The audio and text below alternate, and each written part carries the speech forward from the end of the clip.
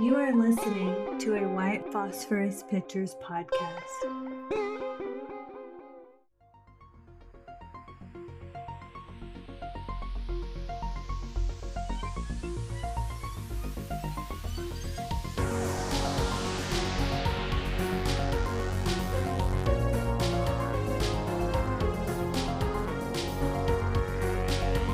Broadcasting under the night sky from the edge of an undisclosed jungle on the Gulf of Mexico, I'm Christopher Garetano, your voice in the night. For the next hour, allow me to be your guide into the bizarre unknown, the fantastic macabre, and together we'll journey to that borderland between fiction and reality, a place beyond all rational explanation. We are now off to the witch.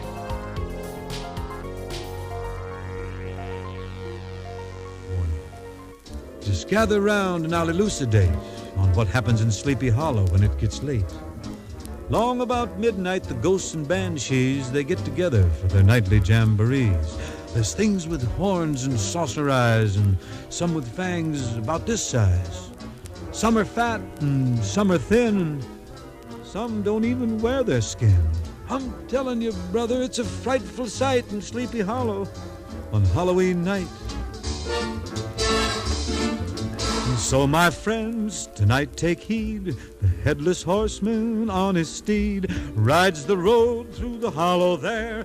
He wants your head, look out, beware. With the hip-hop and the clippity-clop, he's out looking for a head to swap. So don't try to figure out a plan. You can't reason with a headless man.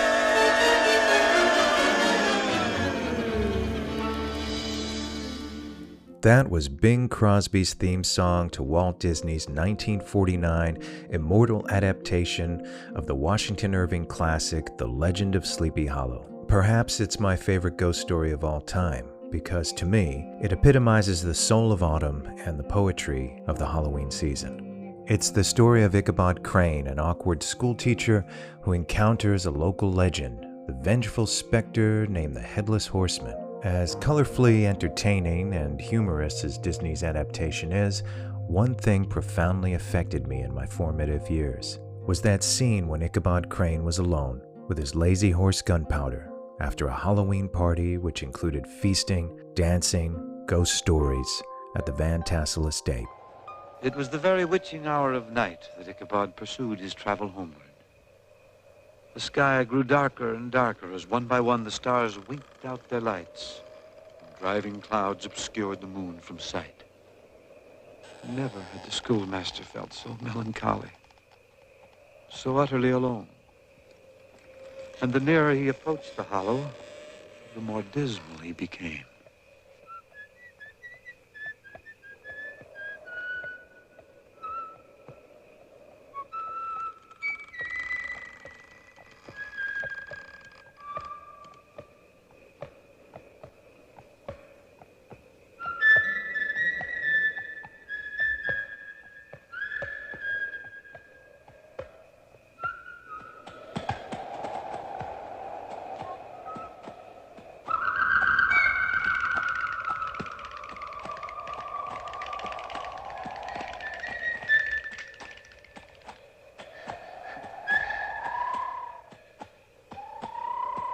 Once inside the murky glen, Ichabod's anxiety increased 100-fold.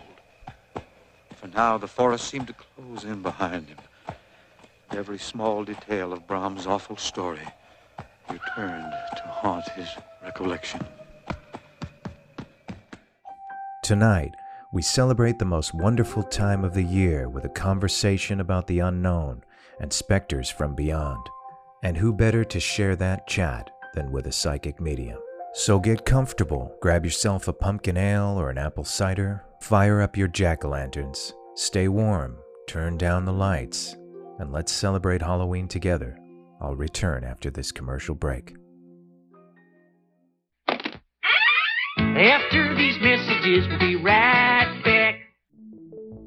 You are listening to the Off to the Witch podcast, where we explore that bizarre borderline between fiction and reality and all subjects arcane. Journey over to my YouTube channel and subscribe now at youtube.com/@OffToTheWitch for a variety of extras and special features, including the Off to the Witch mini docs with further insights on many of the latest episodes, as well as previews and behind the scenes of my forthcoming investigative series, Off to the Witch Presents, as well as the anniversary edition of my motion picture documentary, Montauk Chronicles. And follow us on social media. All links are available at linktree.com/Garetano7, GARETANO7. And stay tuned for more Off to the Witch.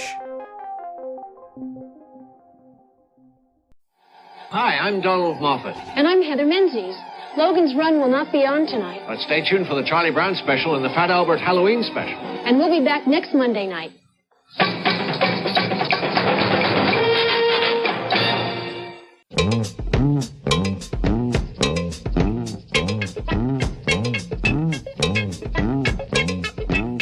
Hey, it's the Fat Albert Halloween special!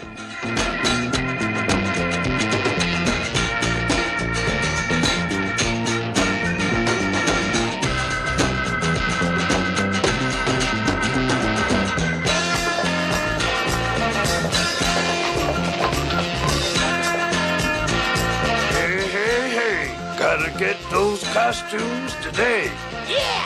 Root and Rummage, they got a lot of cool Halloween costumes for tonight. I'm gonna give me a superhero costume. I'm gonna be a monster. What do you mean gonna be? You already are. Halloween. Newsweek magazine calls it a superb exercise in the art of suspense, the most frightening flick in years. Halloween. The Chicago Sun-Times says it's so scary, I would compare it to Psycho. It's the kind of picture, says the Chicago Tribune, that forces you to sleep with the lights on. A masterpiece, says New York's New Times. Halloween, from Compass International, rated R.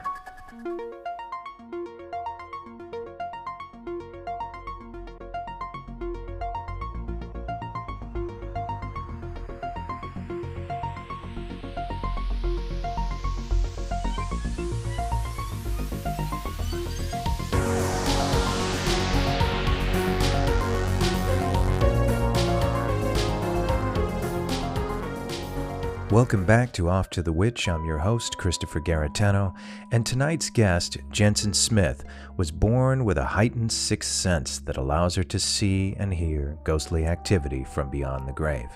Sometimes, when that ethereal veil is lifted, especially around Halloween, her perception is at its peak, and a variety of apparitions and spirits come through, and every now and then, it's an unwelcomed presence, perhaps from the dark side.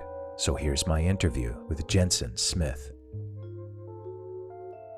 I was born in Racine, Wisconsin, which is like as regular as it gets. And yeah, it's kind of like a factory town, but the factory town sort of died as I got into later high school years. And Halloween was fun though, because like there are no helicopter parents in Racine. Like people just do what they want to do. You go outside, and that was awesome because we had free reign to go wherever. Yeah, I have a lot of Halloween memories. Bring me to that. All right. So here's the thing. Like so many people plug into nostalgia, like those elements, Yeah. the smells, the atmosphere, the feeling. Bring me back to a night, Halloween when you were a kid. Bring me there. So my house growing up had a big ravine in the front yard, and it was basically like a giant woods, and you had to walk across a bridge to get to our front door. So it was just inherently spooky. And my mom is nuts. Like she loves Halloween. She spends the whole month of October wearing a scream mask. Like I remember getting picked up at a Blockbuster and the people being like, "Who the fuck is that?" And I was like, that's my mom. Yeah, just crazy. Like, okay, here's a good one. So in 5th grade, a bunch of my friends came up to me and said, "Oh, like thanks for inviting us to your Halloween party." And I had no idea what they were talking about. And my mom had, unbeknownst to me, planned this party, and she hired my sister and her friends to hide in the ravine and all over the house. And there were no lights on, like not, it was pitch black. And my house is spooky in general. I mean, the woods element. And they proceeded to scare the shit out of us all night. Like nothing was lit, like any food thing, you just kind of had to stick your hands in. And I remember the party ended with a game in the garage, like way downstairs. And we were blindfolded and handcuffed behind our backs. And then we were supposed to stick our faces in this like whipped cream and find a piece of gum and unwrap it with our mouths. And the first person to blow a bubble won. But a lot of people were like really, really overwhelmed by the whole vibe That's because she great. just didn't let up. You know, Yeah. it's so interesting to me that if you trace back the origins of Halloween, way back, and I guess the ancient form of Ireland, way back, Druid Mhm. festivals, then later seized by the Romans. But after all of these years and all of these generations going forward, I would say right now, just like the traditions that you explain that your mother was experimenting with, and no, anybody that participated will never forget that, by the way, including yourself. But now the whole world is, I mean, a good deal of it, more countries than ever, more continents than ever are celebrating Halloween, and it's more popular in the States than it ever was right now. Mhm. Why do you think that is? I mean, I guess it's for a variety of reasons, but why do you think that is? I think we need it.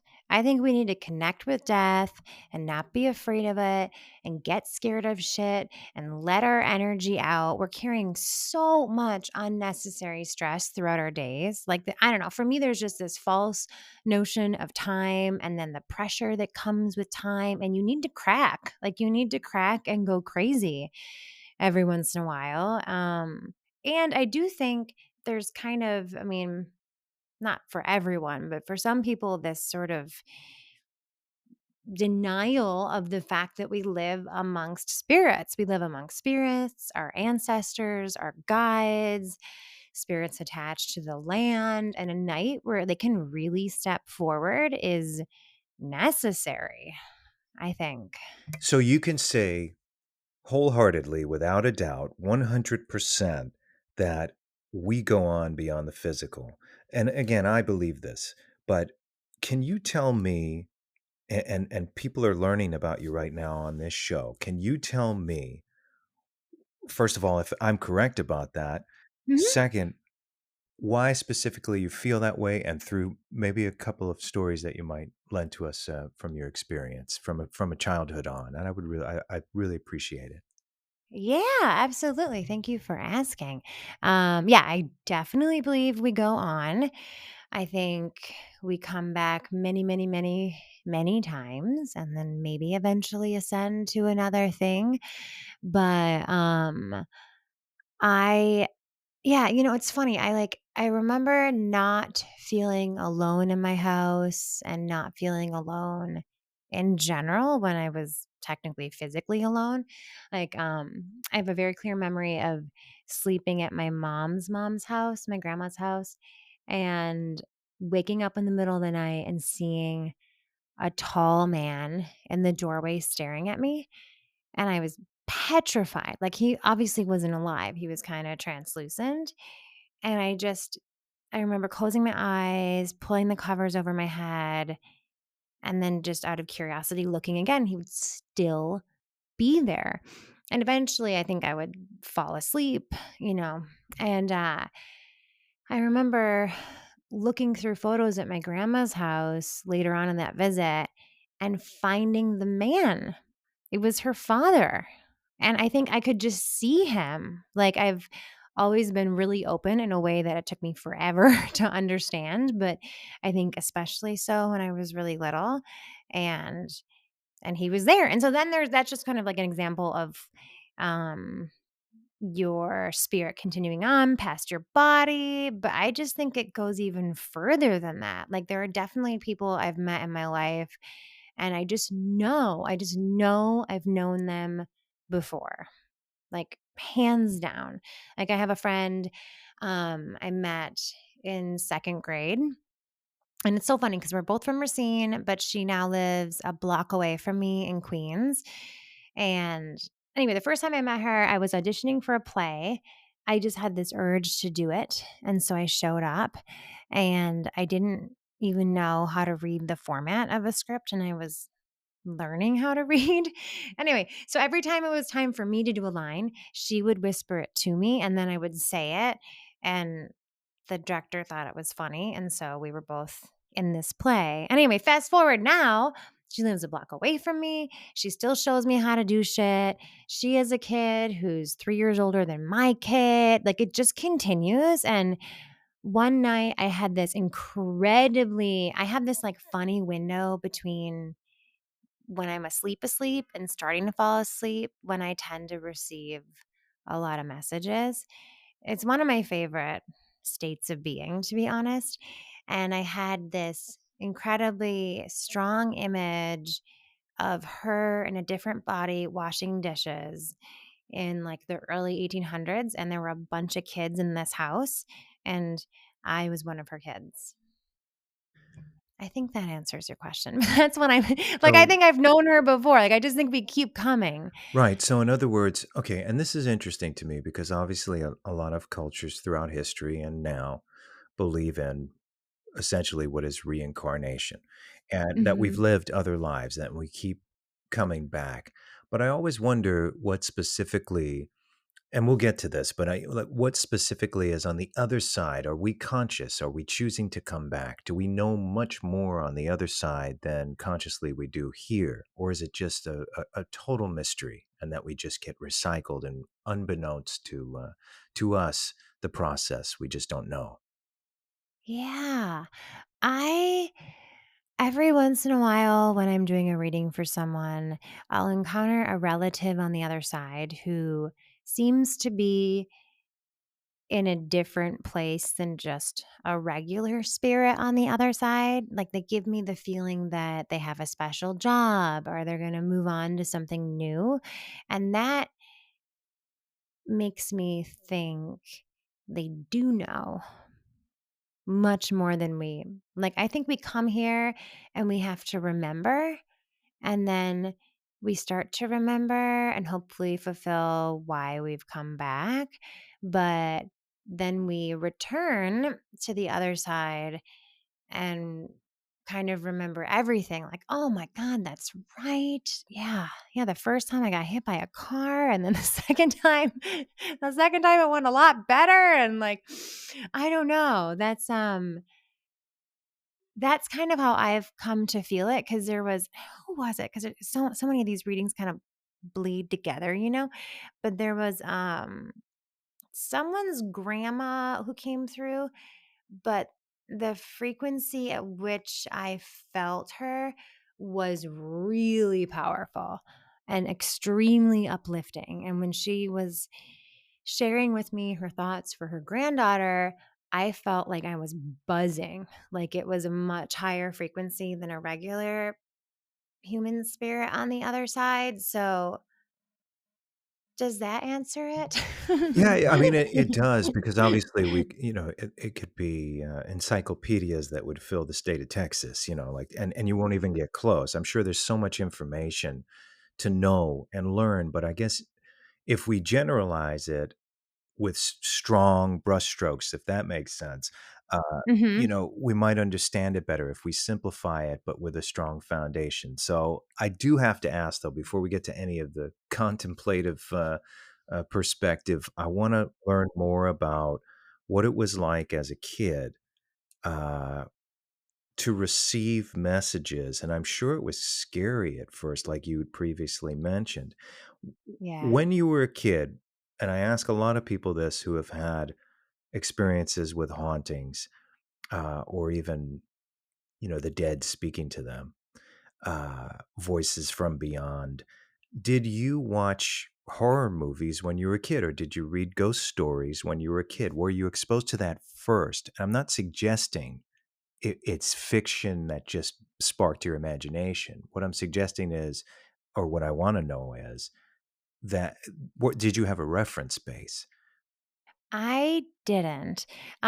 So my whatever I watched was what my older sister had chosen, and I just did what she told me to do. She's 5 years older, so it was a lot of Anne of Green Gables, Anne of Avonlea, Babysitter's Club, not exactly horror movies. Um, and I drove my parents nuts because I just couldn't sleep through the night. Like, I woke up every single night until I was 8 years old. Um, and and then I got a cat, and I continued to wake up every night, but my cat was with me, and so I didn't feel scared. But I really think that my sleep was getting interrupted by people trying to talk to me because I've always been so open. Did you I did would you actually hear voices at that time? I would feel a presence of someone, and I definitely would hear sounds. Like,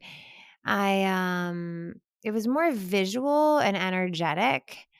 Like, I would feel them in the corner of my room, or there was this persistent, that's the one that really messed with me. There was this persistent person who would walk past my window every night, and nobody's walking past my window in suburban Racine, especially with a house that's like off the road quite a bit. You gotta walk across a bridge to get to our house. Like, no one's there.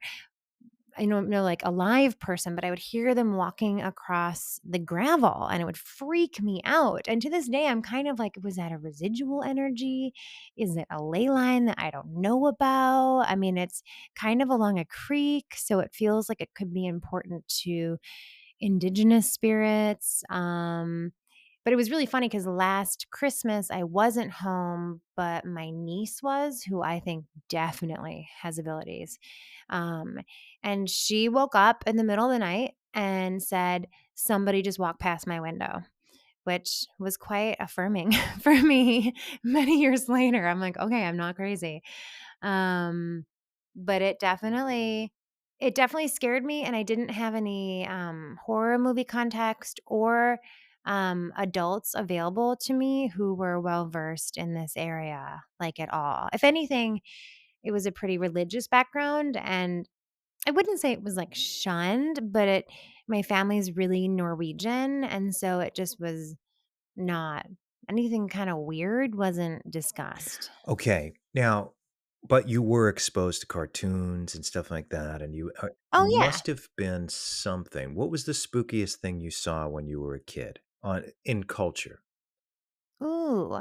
Oh yeah, well, The Sixth Sense, Blair Witch Project. Like, as I got older, The Craft. I remember seeing The Shining at a sleepover and being beyond scared. That weird leprechaun movie, I forget what that was. Aside That from one was so aside weird. from Leprechaun, did you feel like you could relate to the other movies that you just mentioned? Like, as you were watching them, because you had these experiences since you were a kid. Yeah. The one that did hit me was, oh, what's it called? Poltergeist? Poltergeist, right? The one with the TV? The little girl on the Oh, yeah, TV? yeah. Yeah, that hit me because that felt real to me. Because I had this feeling like I could lift off. Um, and I sometimes wonder if I did and didn't even know it. Um, but that scared me. That felt very, very, very possible. And I had a similar reaction to Honey, I Shrunk the Kids. Like, oh, it's possible to just slip into another dimension. It didn't feel far fetched to me at all. See, and I speak to a lot of people who have a deeper connection to their psychic ability, and a lot of them aren't afraid because I suppose it's just the way they live every day. And I grew up being petrified at the idea that I would be visited by a ghost. I was scared Yeah. because that's really scary stuff. And I had a conversation with somebody a few years back that saw an apparition and just was crying and Yeah. couldn't even explain the way she felt, and because it's such a powerful feeling.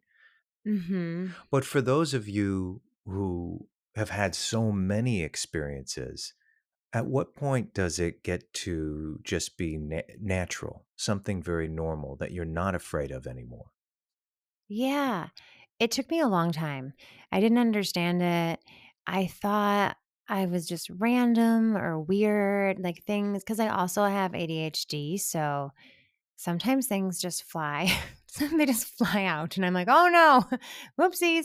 And before I understood it, what would fly out felt like something random I needed to say to someone, but there would be this urgency behind it because unbeknownst to me, it was a message.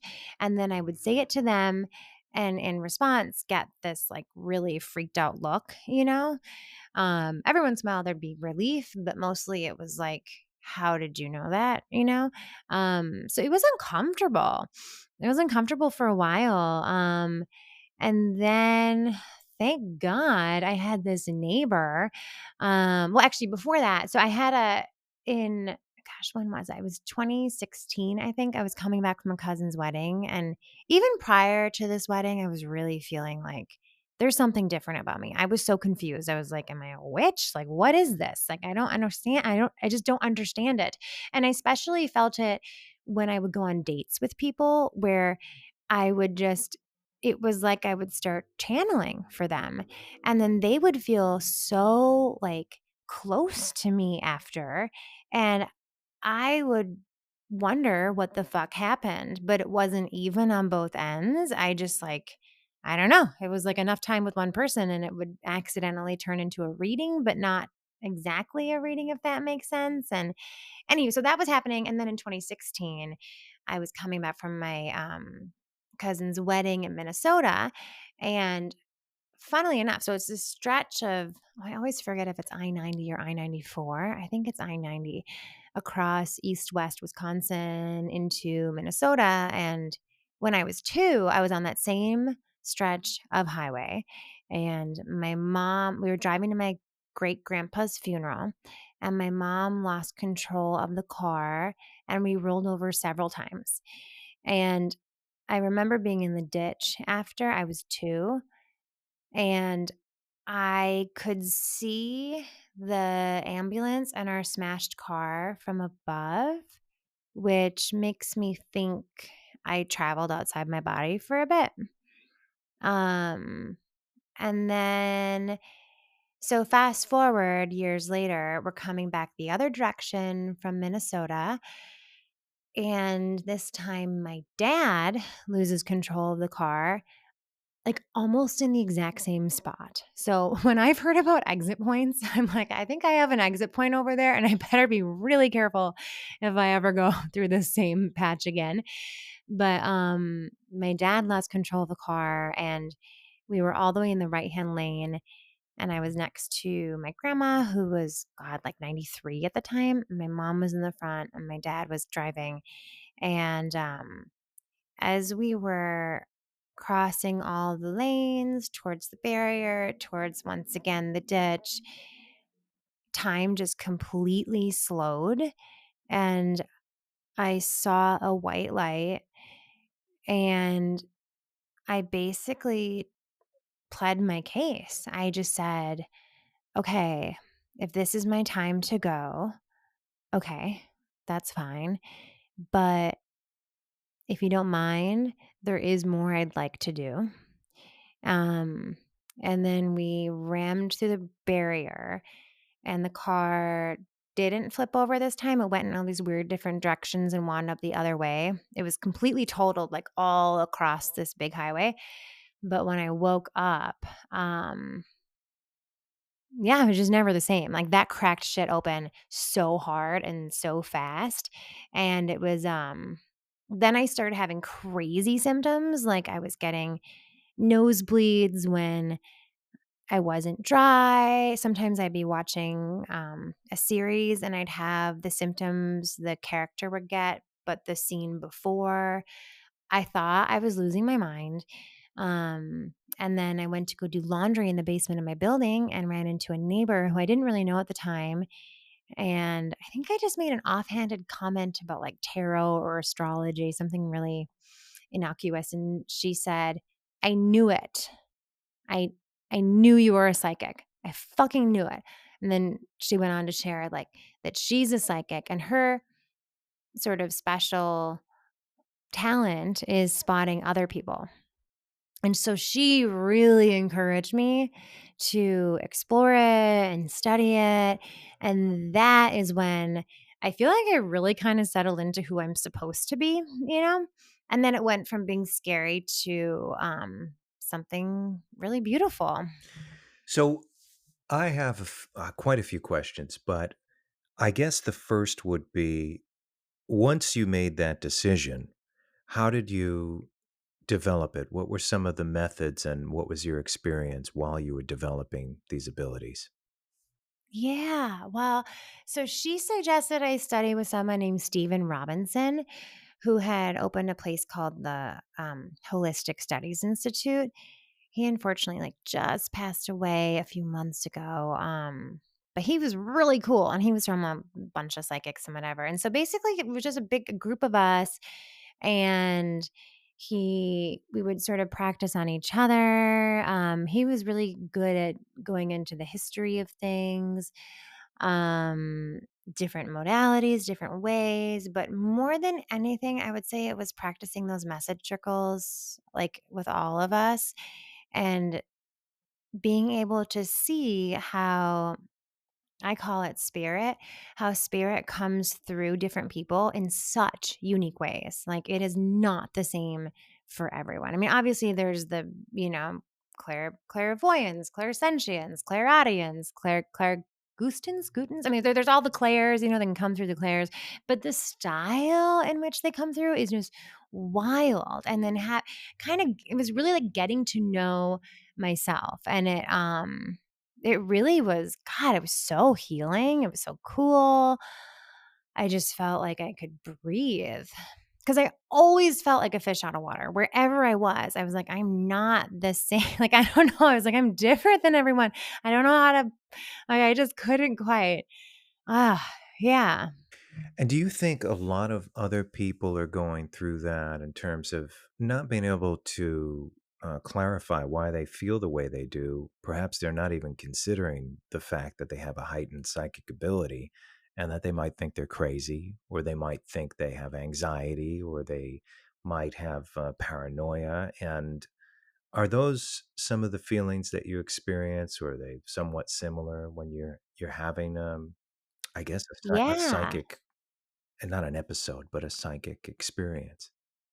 Oh, for sure. Yeah. I remember being in my parents' basement and there was a 60-minute segment on about schizophrenia.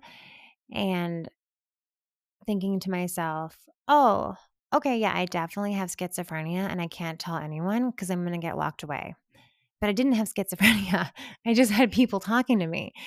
It's a different thing. So I really feel for people who don't have anyone around them that can sort of be their neighbor like I had my neighbor, because it is very confusing. And I do think it makes you feel anxious. Also, just in general, like people who tend to have these abilities tend to be highly sensitive, empathic people. And so a lot of stimulation, a lot of energy, like all of that is inherently overwhelming. And then you add messages into the mix and it's a lot to sort through. Do you think a lot of people throughout history were misdiagnosed, um, or thought of to be schizophrenic, and they weren't, and they were just experiencing a heightened psychic ability that nobody supported them in, and that unfortunately they, at some times in history, they were either lobotomized, put on drugs, all of the above? Mhm. Do you think that that's happened a lot? Absolutely, especially with women. Yeah.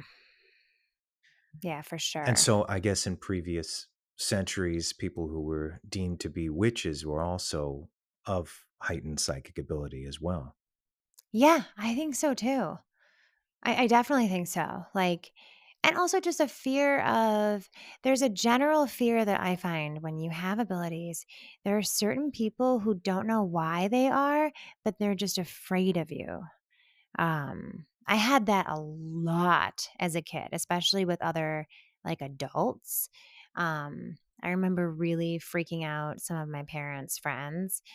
And um, yeah, like accidentally almost outing people, Can you tell me one you of know? those stories? Yeah. So I had, um, so this was in the church. So I grew up in a Lutheran church. It's just, think Garrison Keeler, pretty much a match. Um, and, uh, and so I had this, you have like a mentor in confirmation or whatever. And I went to, um, anyway, so I went to like one of these people's houses for a lunch.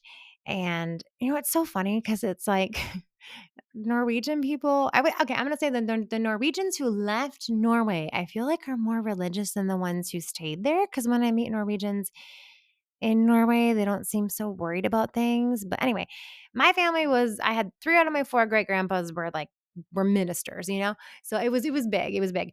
And but at the same token, they don't ever talk about it. So it's like there but not there. It's very strange. And so so fast forward, I'm at this lunch. I'm like 11.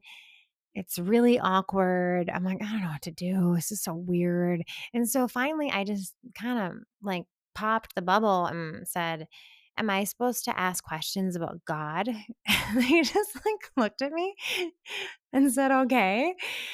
And so I just sat there, and then I felt this burning desire. And I was getting a message, but I didn't know it.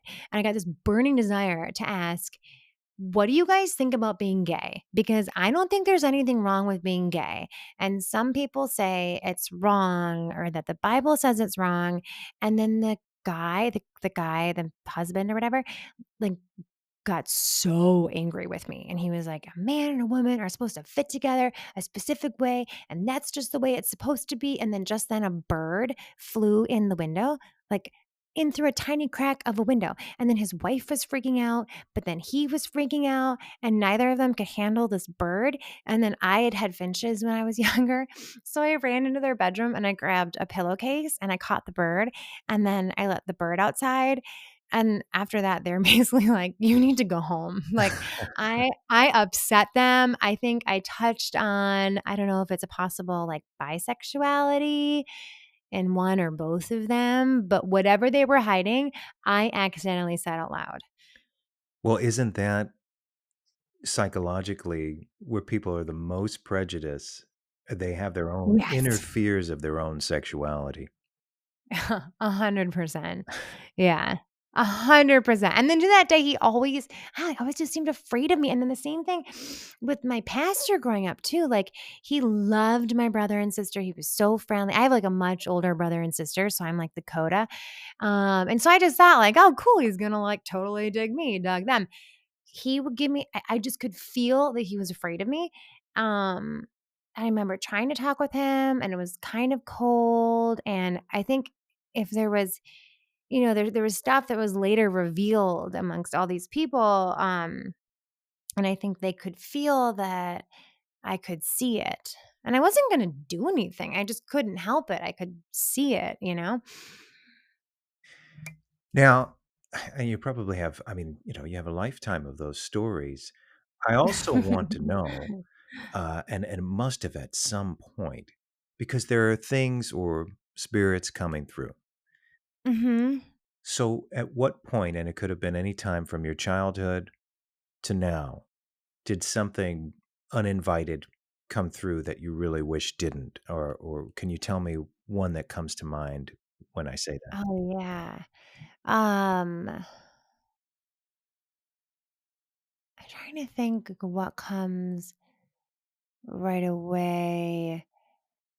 Um, I remember certain houses that just felt like there was a draining force in them that was messing with families, and it was outside of the family dynamics, and that would make me feel icky. Like I would feel like I have to get out of here. I have to get out of here. That happened kind of a lot. Trying to think of like a specific one that like really overtook me. Um, yeah, I think part of the reason I had issues sleeping was in this like open space before falling asleep, I would have spirits kind of swoop in and show me their faces and get really close to mine. And I would just be like, ah, and try to push them out. And I didn't know about boundaries then. And so that would really, really scare me. Um, I remember being home alone and hearing people walking around, and it wasn't just like, "Oh, I'm scared, I'm home alone." It was there were legit spirits in my house, like legit. Um, Can you take me back walking there that night? Just kind of set the atmosphere for me.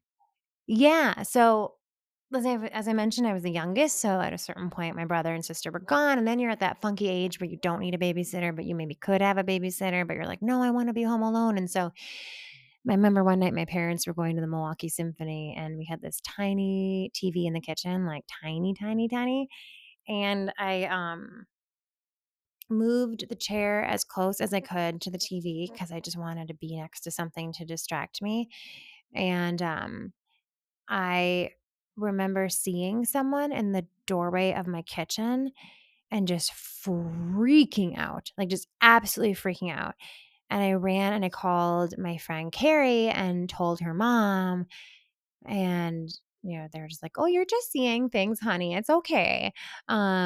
And then going back and sitting down, and then hearing, like, a door slam downstairs in my basement. They were active. They were definitely active. I don't know why they felt the need to fuck with a little kid, but it was active. Um, yeah. Yeah, you know what, and I guess it's difficult to assume the perspective of a spirit, but after all of this time, do you think oh man, it's tough. It's like how do Mhm. you see what the other side sees? Did you ever have any experience that allowed you a perspective of maybe what the other side is seeing? Yeah. I mean, yeah, like, so when I would talk to my grandma, my dad's mom, about her childhood, I felt like I could like, when she told me something, I traveled to where she had been in a way that was deeper than your imagination, um, and in a way that I do now when I do readings, and so now it makes more sense, um, and that started to give me a little bit of like, "Okay, I think this is something," um, and then and similarly, like, when I would play the cello, like, I remember playing I was working on, the second movement of the Dvorak Cello Concerto, which is really romantic. It's a really romantic movement, and the Dvorak actually wrote it for his sister-in-law, who he was secretly in love with, and I could just see fields. I could just see Midwestern fields, and I think it turned out that, like, she had actually lived in the States, like, in I don't know if it was Iowa or something, but if that makes sense. It felt like like I could touch base with them and see or get visited by them. To me, it makes sense because I think the answers to a lot of these questions are much more complicated, and Mhm. yet I suppose at the same time simple if you're registering them with different eyes. That might sound a little vague, but okay, and I'll explain why. So recently, I've had some experiences where they were much stronger in the past in a sense of time travel in terms of sensory experience. So Yeah. in the past, I would think of something and it would remind me of something, nostalgia. But recently, in recent years, I feel like I'm harnessing something. Um, Mhm. it's Mhm. almost like I feel the other dimension. It's like or this other time period. Like I can feel Yes. 1985. I feel like Yes. I'm there for a moment, and I can feel the aura of it around me. Is that a psychic ability, being able to feel that?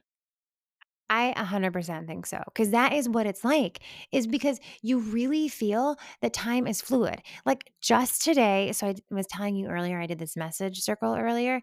Just today, like, when I'm reading for a person, sometimes their younger self is talking my ear off. Like, I have to ask them to pause because the little kid in them, in whatever time loop we're on, has so much to say to me.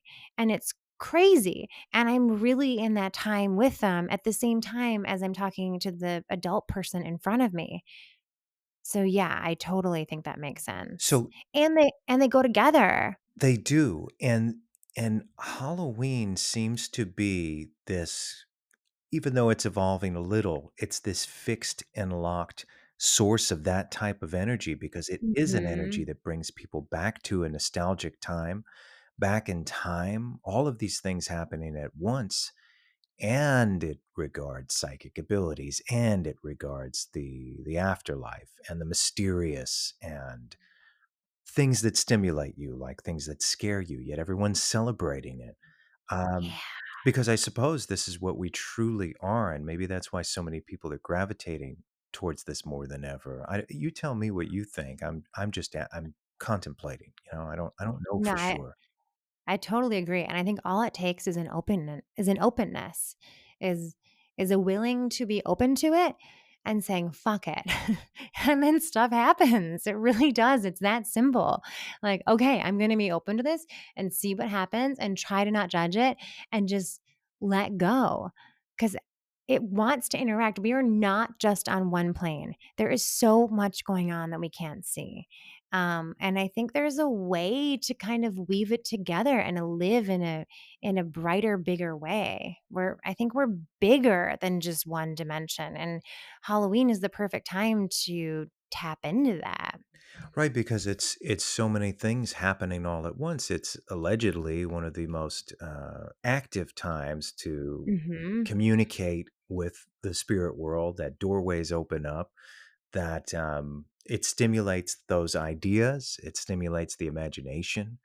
And I mean, look at people, yearning to celebrate this thing at the end of September or even the beginning of September. It's like it seems to be people that really need this. And perhaps it's the most important celebration of our existence. I don't want to just say our mortality. Um, but I again, think so too. And it's the most honest holiday, right? Like we put on so many false fronts for Thanksgiving, Christmas, the holidays in general, like made up Valentine's Day, like all of that just feels like pressure. But this feels like a digging in. oh yeah. Yeah, and a release too. Yeah, nobody yeah, Hmm. there's no like there's no seasonal pressure for Halloween, maybe outside of trying to figure out what you want to wear. Um Yeah. if you're wearing a costume. But yeah, no, I love it. I think it's only going to grow. And I've loved it since I was a kid, but perhaps I've always been attracted to these things just like you for reasons of being closer to my psychic abilities.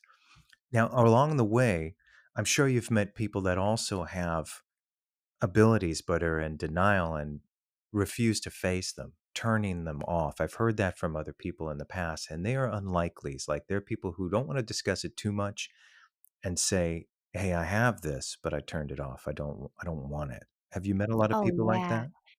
Yeah. Actually, so my dad, I don't know if he actively turns it off. He's kind of in denial of it, I think, but he is so psychic. He he knows all sorts of things, and it's such a funny combination because I don't know, he is kind of involved in the death business. He's an estate planning attorney and he loves it.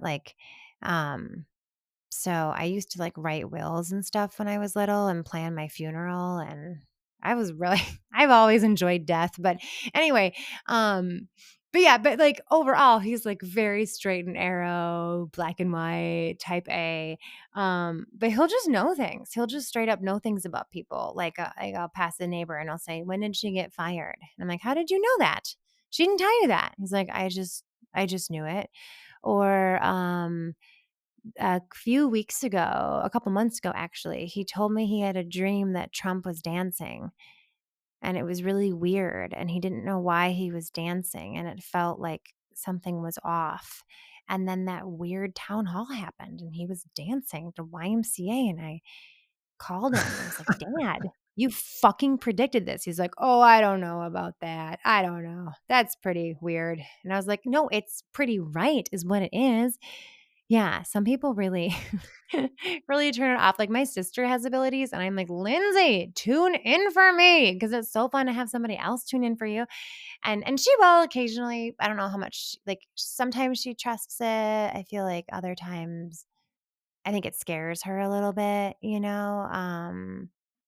But I don't know. I guess now that if I could just tell everyone stay in it because it'll make so much more sense. And then you can actually help people in those scary moments. Like oftentimes for me, the scary moments end up being something or someone who needs help. Right. Um, Now, in the sense of how, and why does it scare you? well, I feel like when somebody is kind of lost, for instance, in between like here and the other side, they don't always have the most graceful way of making themselves known, and it can scare you. Um, but oftentimes they just need help crossing over. So, when you say stuck between here and the afterlife, are their bodies already gone, or are they human beings?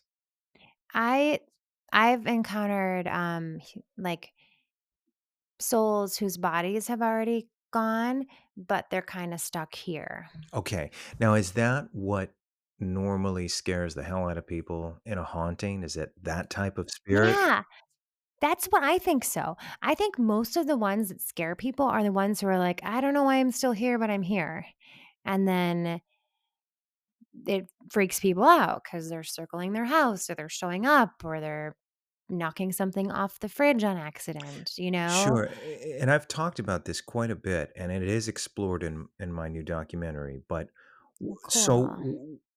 what I want to ask you is, I've heard the subject of, or the definition that people don't know they're dead, right? Yeah, Okay. yeah. How do they not know they're dead? And if you can give me an idea of maybe what their existence is like, because how do we know we're not dead? That's a good point. um I I feel when I tune into it, like the ones that I've met who have needed help, there's a level of being ashamed that I feel. Like they need to get your attention, then they freak you out, then they feel ashamed. It's like they know they're not right, but they don't know how. And they don't quite know who they are. And there's a fear in that. Like they can remember somewhat of who they are, maybe an attachment to a place, a person, or something, most often a place, but something is just off.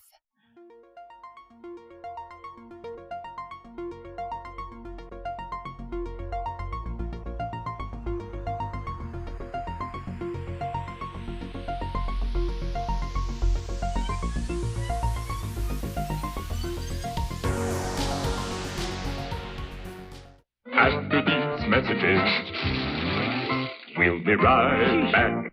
In 1968, George Romero brought us Night of the Living Dead. It became the classic horror film of its time. Now, George Romero brings us the most intensely shocking motion picture experience for all times. Dawn of the Dead contains scenes of violence that may be considered shocking. No one under 17 will be admitted. From United Film Distributing Company. Carving your own Halloween pumpkin can be a lot of fun for grown-ups. Hey kids, isn't this fun? But with a pumpkin cutter, children of all ages can easily design and carve their own Halloween pumpkins in complete safety. The pumpkin cutter is simple and safe to use. There are no sharp edges, yet it quickly cuts through all pumpkins smoothly. Any child can learn to use the pumpkin cutter the very first time. Make this Halloween extra special with the pumpkin cutter. Available at Pathmark, Genovese, and Rickles Home Centers. Dear Great Pumpkin, I'm looking forward to your arrival on Halloween night. They're back, all the little Peanuts characters, in a happy Halloween special, filled with ghosties and ghoulies and things that go bump in the night. It's The Great Pumpkin, Charlie Brown, Monday at 8, 7 Central and Mountain.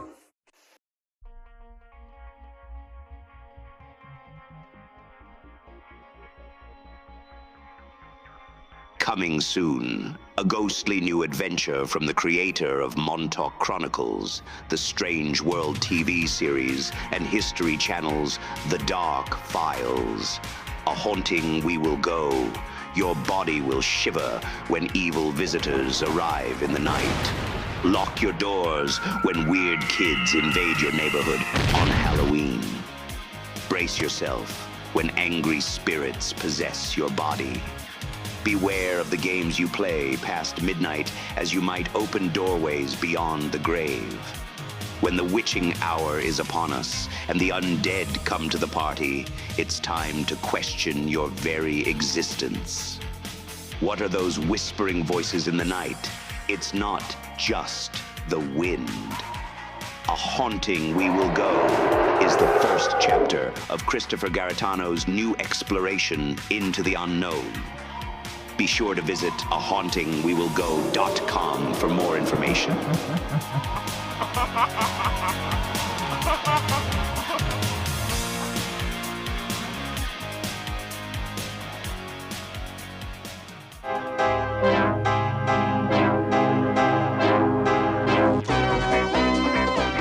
This series presents information based in part on theory and conjecture. The producer's purpose is to suggest some possible explanations, but not necessarily the only ones, to the mysteries we will examine.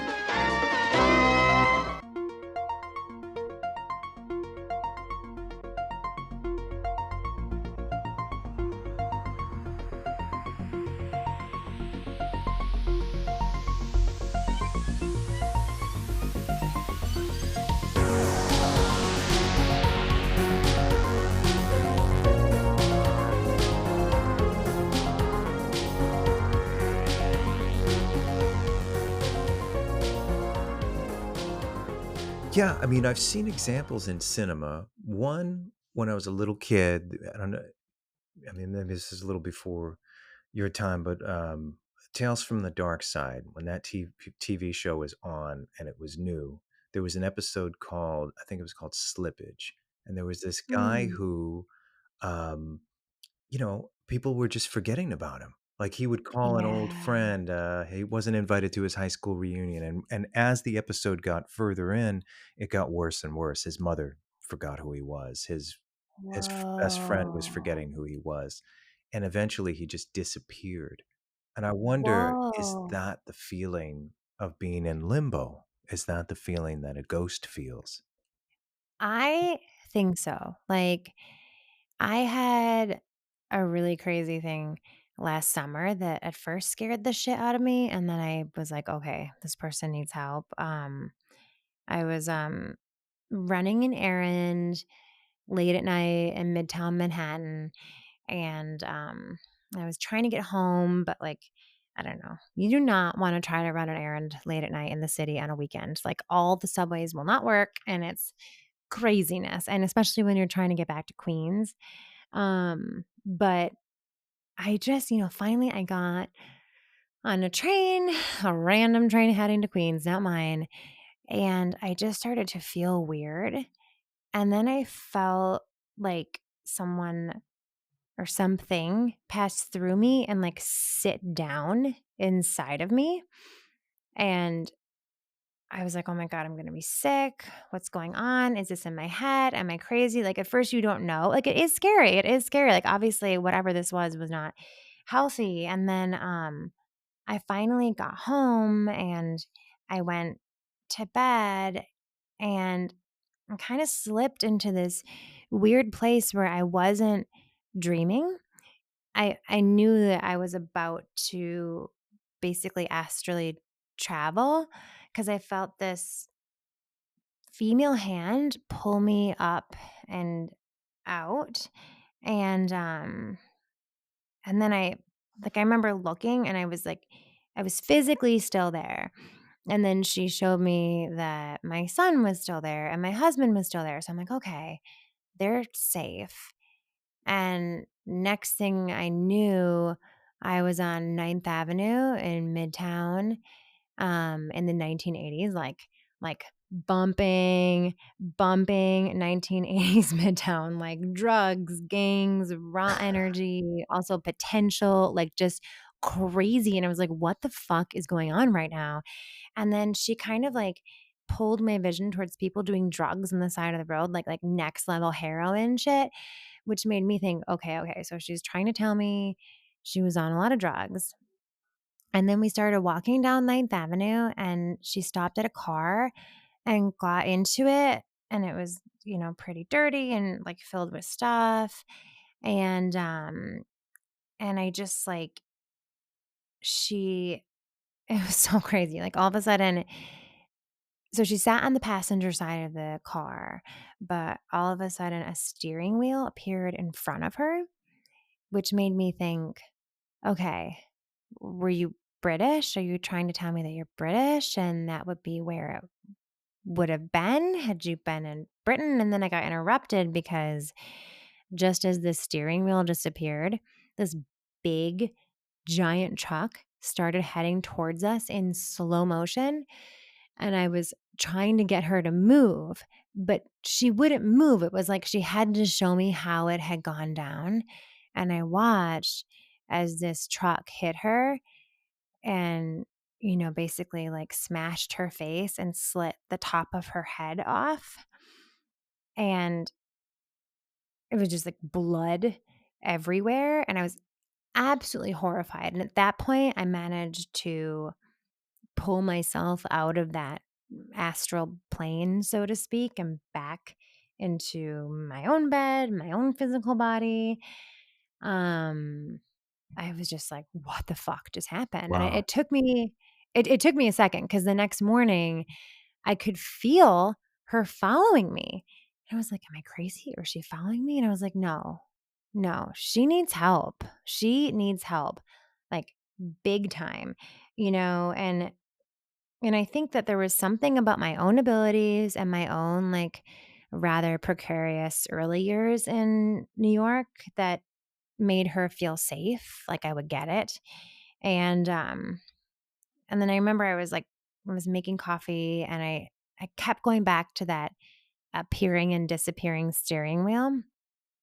And I clicked like, oh, okay, so she was high, really, really high, alone, far away from her family. And could she have been driving, but in a state of being high, but had been on the wrong side of the road and gotten hit head on? Like it just broke my fucking heart. And so the following night later that night, the following night after I put my son to bed, I just sat there and was like, okay, I need to see if I can cross her over. Like I got to give it a shot. And so I lit a candle and I got grounded and I just asked her angels and the angels to open up a light for her. And I was like, hey, can you come forward? Like, can you see this light? Like, will you come forward? And she was really hesitant. She was kind of like half in the darkness in front of me. And at this point, I really could start to see her. It was really interesting. I think she liked my cat. She goes by my cat, Ruby, who's really skittish. But anyway, I once I could kind of see her a little more, she shared with me kind of just like when I tune into clients and I can see things, she kind of gave me permission to show me even more. And I saw that she'd been like on like heavy, heavy drugs, but that the reason she hadn't crossed over after her accident was because she was also incredibly addicted to her boyfriend. And so she'd been trying to find him on loop in this like weird in between plane. And so Was he alive? Was he alive? No, I don't think so. Okay. I think he had died, but just crossed easily and didn't care.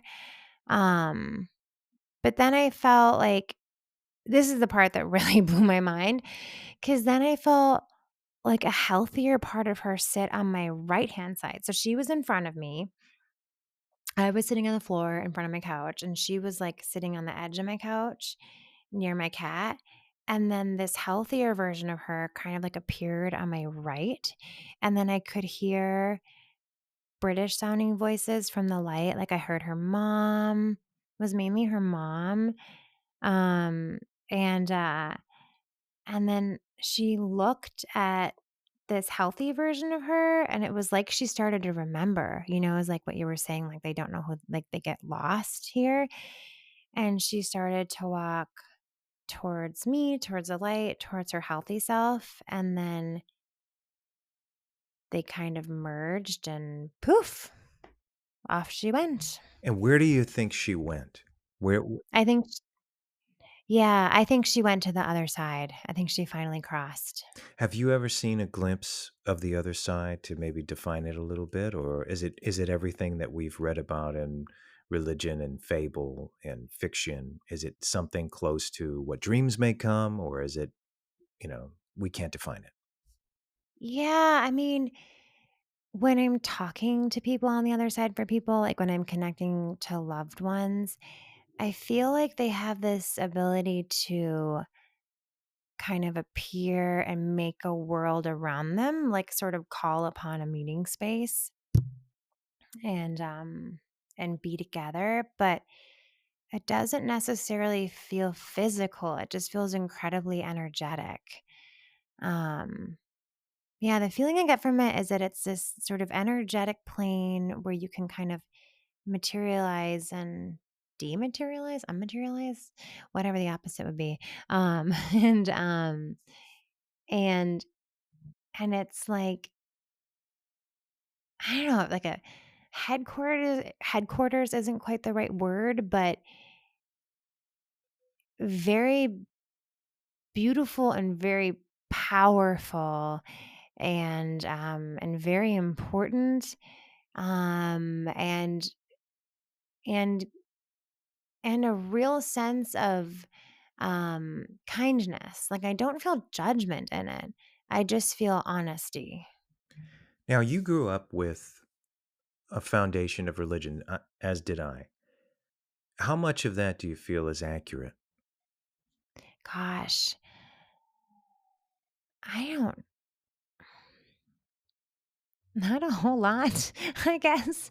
I mean, I feel like it gets so placed on one person, like for me, it was like Jesus, God. Um, and, uh, and to me, Jesus is just an example of a really enlightened person, who had abilities, I think. And so I think when I heard them talk about like the kingdom of heaven, la la la, I think a lot of that can be here. You just have to be open to it. And that with death, I think it's a chance to renew and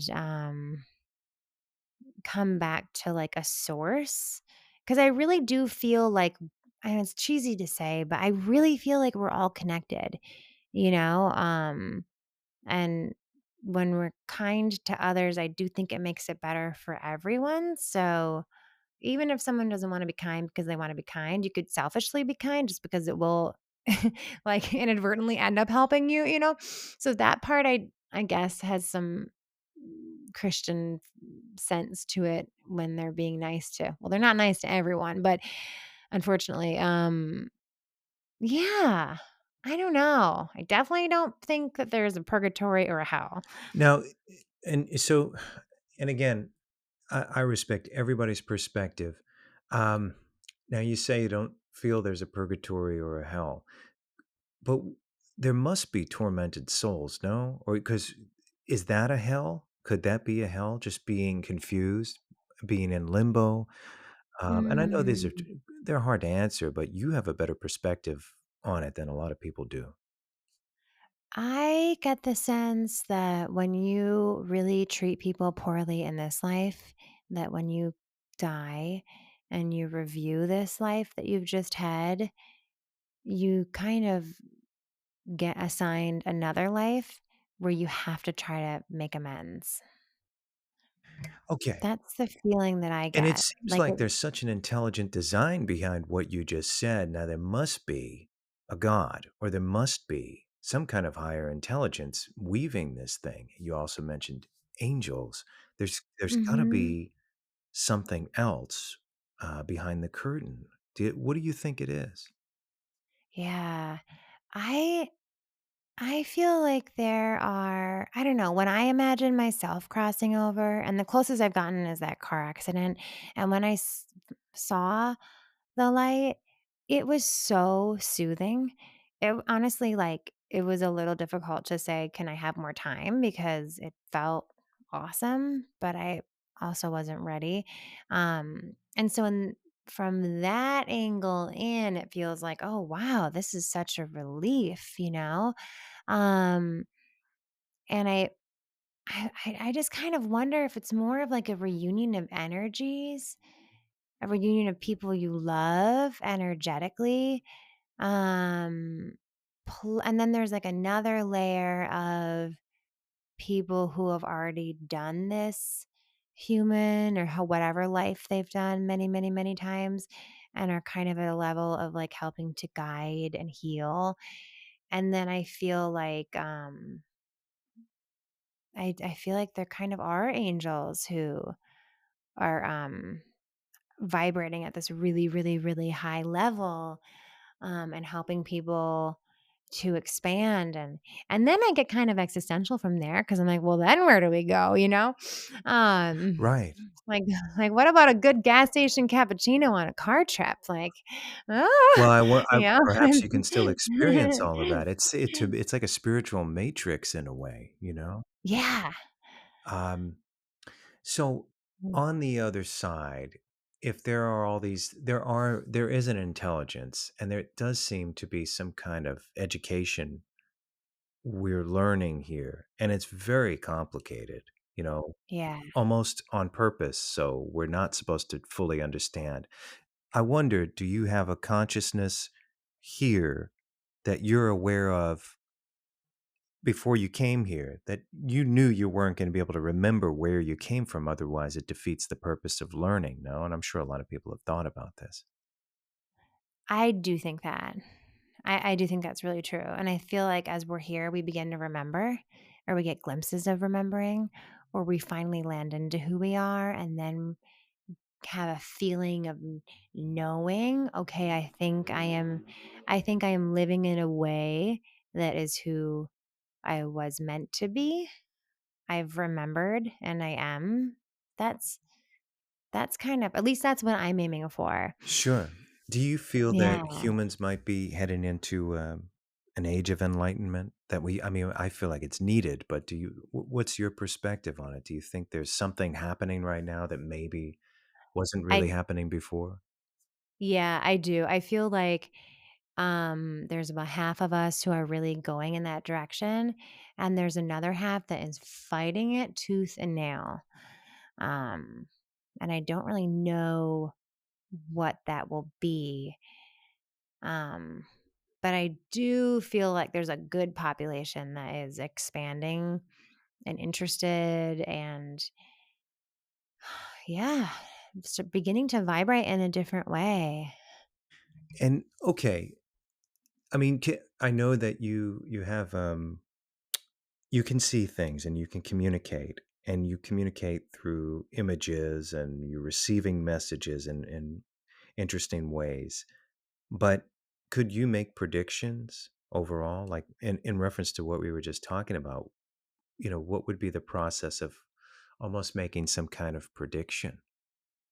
Oh, interesting. So prediction, like say, to go down the lane of people really becoming enlightened and kind of That's one, or what could, or yeah. is there some huge cataclysm ahead? Do you ever feel things like that? Do you before they I happen? do I do every once in a while. Like gosh, I guess it was like last February I had some clients over. I had a bunch of um like sort of like older siblings who wanted to connect with their parents on the other side, but their parents one one of their other relatives ended up kind of like hogging the conversation for an hour, and she blew my mind because she was going on and on about politics, and she was saying, first of all, she had had dementia, and so when she crossed over, it was kind of like she got to see what was going on, and she was mortified.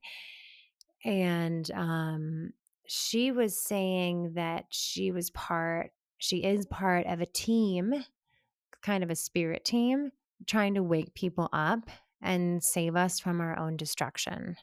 And then she said very clearly to me, it will be the women who push us over the line into a new way of living. Like, it has to be the female collective to do this. And this was, many, many, many, many, many months before, just like looking at the United States, before like the change of candidates had happened. And so when that occurred, I thought, oh my God, that she was right. Like, there's something about it. There's something about it. And then when I pull back from that even bigger and look at it like, okay, if we're looking at the world as different energies, and in order to make a human, you need these contrasting types of human, right? Or not just different types of human, I should say, like masculine and feminine. And so far, the masculine have pretty much been in the forefront as far as how things are structured, and what would it even look like to approach things in a different way.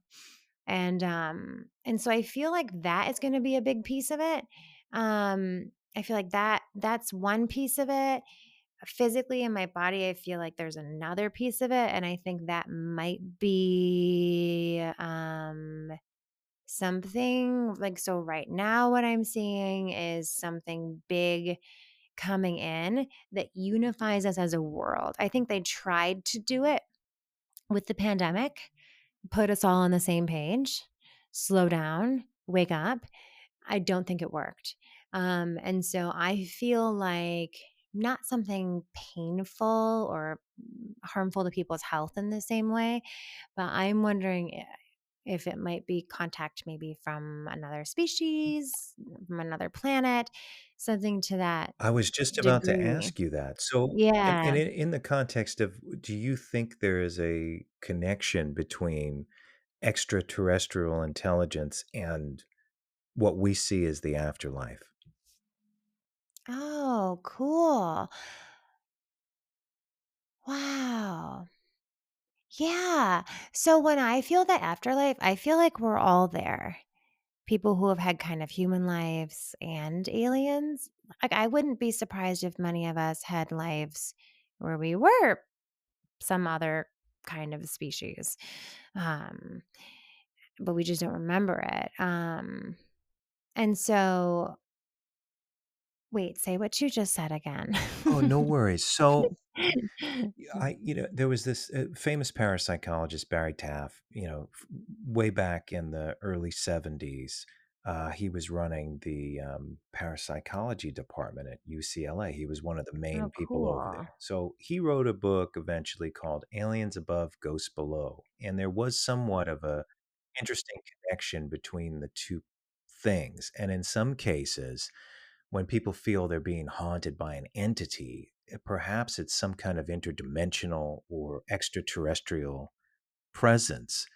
Uh, and do you ever feel that? Do you ever feel like maybe, I mean, we are seemingly in the middle of space right now on this large, Yeah.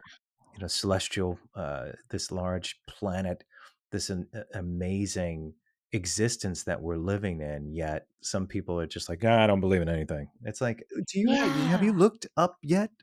Like, Yeah. Yeah. have you Yeah. looked around you? 100%. 100%. Wow, that's so interesting. Yeah, because I guess there's like good and bad within everyone, but I generally get the feeling psychically myself that they want to help, that it's pretty benevolent, um, and gentle. Um, this is gonna sound crazy, but I actually texted you a piece of this after it happened, but so I had a client, and so just to like put it into context, I watched Steven Spielberg's beautiful documentary about, I can't remember the name of it. Did you see it on Netflix about aliens Was and that a recent one? Because if it was, I didn't see it, but I want to. Yeah, it's really recent and they have gorgeous oh my god, Taco Bell gorgeous seamless flashbacks. Holy crap. I was like, "This is so pretty." So just from a filmmaking standpoint, it was, like, delightful. Also the best translators ever. When they pick translators, they really match the other people's voices, but that's another thing. But point being, so I watched his documentary and I just got this overwhelming desire to meet an alien. It was actually my New Year's resolution. I was like, how can I meet an alien? I really want to meet an alien. And I feel like it always happens in a way that you don't think it's going to happen. Um so yeah, a couple weeks ago, I was sitting in this room giving someone a reading over Zoom and run of the mill things she wanted me to tune into when all of a sudden I found myself in Eastern Europe on this like brick road. And I was walking down the road, but I was in her body, right? Because I'm tuning into her and I knew she was a child at this time. And then I saw this black furry thing like coming towards me. And my logical mind thought, oh, was this a black cat? Maybe a significant pet from her past saying hello? That happens a lot. But I was like, no, it's different. I don't know what it is. I don't know what to call it. I'm just going to tell her. And I was honestly afraid I was going to freak her out. Um, but she got this like surprised look on her face and then said, when I was a little girl, I saw a black mass floating towards me with a human like, but not human head. And she later came to realize that it was an alien. And then after she said that, I heard a voice in my head say, and like I'll hear deceased relatives respond, yada, yada, yada. It was really similar to that, but just different. It was just different. I don't know. It was just a different way it came through. It was almost smoother. It was almost even lighter, almost gentler, to be honest. And even though they're always pretty nice on the other side for the most part, but um, and then this voice said, I was just excited, or I was just as surprised that she could see me. And I was like, what's happening right now? And it was so crazy. And like, she didn't really want to stay on it. So we had to move on to the next thing. But I was like bursting inside. I was like, this is one of the coolest things ever to happen. And then a day later, I was in my kitchen and I was thinking, man, I am so tired. Like, being a parent is super cool and just the most exhausting thing you will ever do when they're little. And I heard the same voice say, yeah, it is. I was like, do I have a friend? How do I keep this going? Right? I don't know. Yeah, well, you could be and this is the thing. It's like we don't have the answers, and you're so open to learning about every experience and analyzing it, and deciphering things that most people would just either ignore or be afraid of. And speaking of afraid, what Mhm. what would you say about some of the cases where, let's say the one that happened in I believe, the early 70s to a woman named Doris Byther, who claimed that she was physically and sexually assaulted by some unseen force. And eventually there were witnesses to this from that same parapsychology lab that came down. And, she lived a life of torment. From your experience Mm. of someone who's had abilities to see beyond all her life, what would you say this case was, or similar cases? Because other people have reported stuff like that as well. Yeah. I almost wonder if it's like something that they would actually be ashamed of today as well. Like it was an approach that they used to maybe understand the female body that went really awry and they wouldn't do again. That's the first thing that came to mind. So do you think Doesn't that excuse that it, wasn't a but spirit that did that? Was it something from somewhere else? yeah, I wonder if it was sort of almost like a scientific team or something wanting to understand maybe how we grow, how women's anatomy is different, um how it comes to be from spirit to baby maybe. Right. So there's a Yeah. possibility that what people are and rightfully fearful of, because if someone's being Mhm, assaulted mhm. in the middle of the night in their suburban home, Oh, it's uh, terrifying. you would think, because we were primed to think that these are demons, that Mhm. this is not a good thing, because it isn't. But if we reflect on our own selves and the way we treat animals and the way we treat other Yes. people, we're the bad guys. I mean, like, really bad. The most Oh my god, nefarious and beings on the planet. absolutely, absolutely, and still doing such things. Yeah, actively. Yeah, that's a really good counterpoint.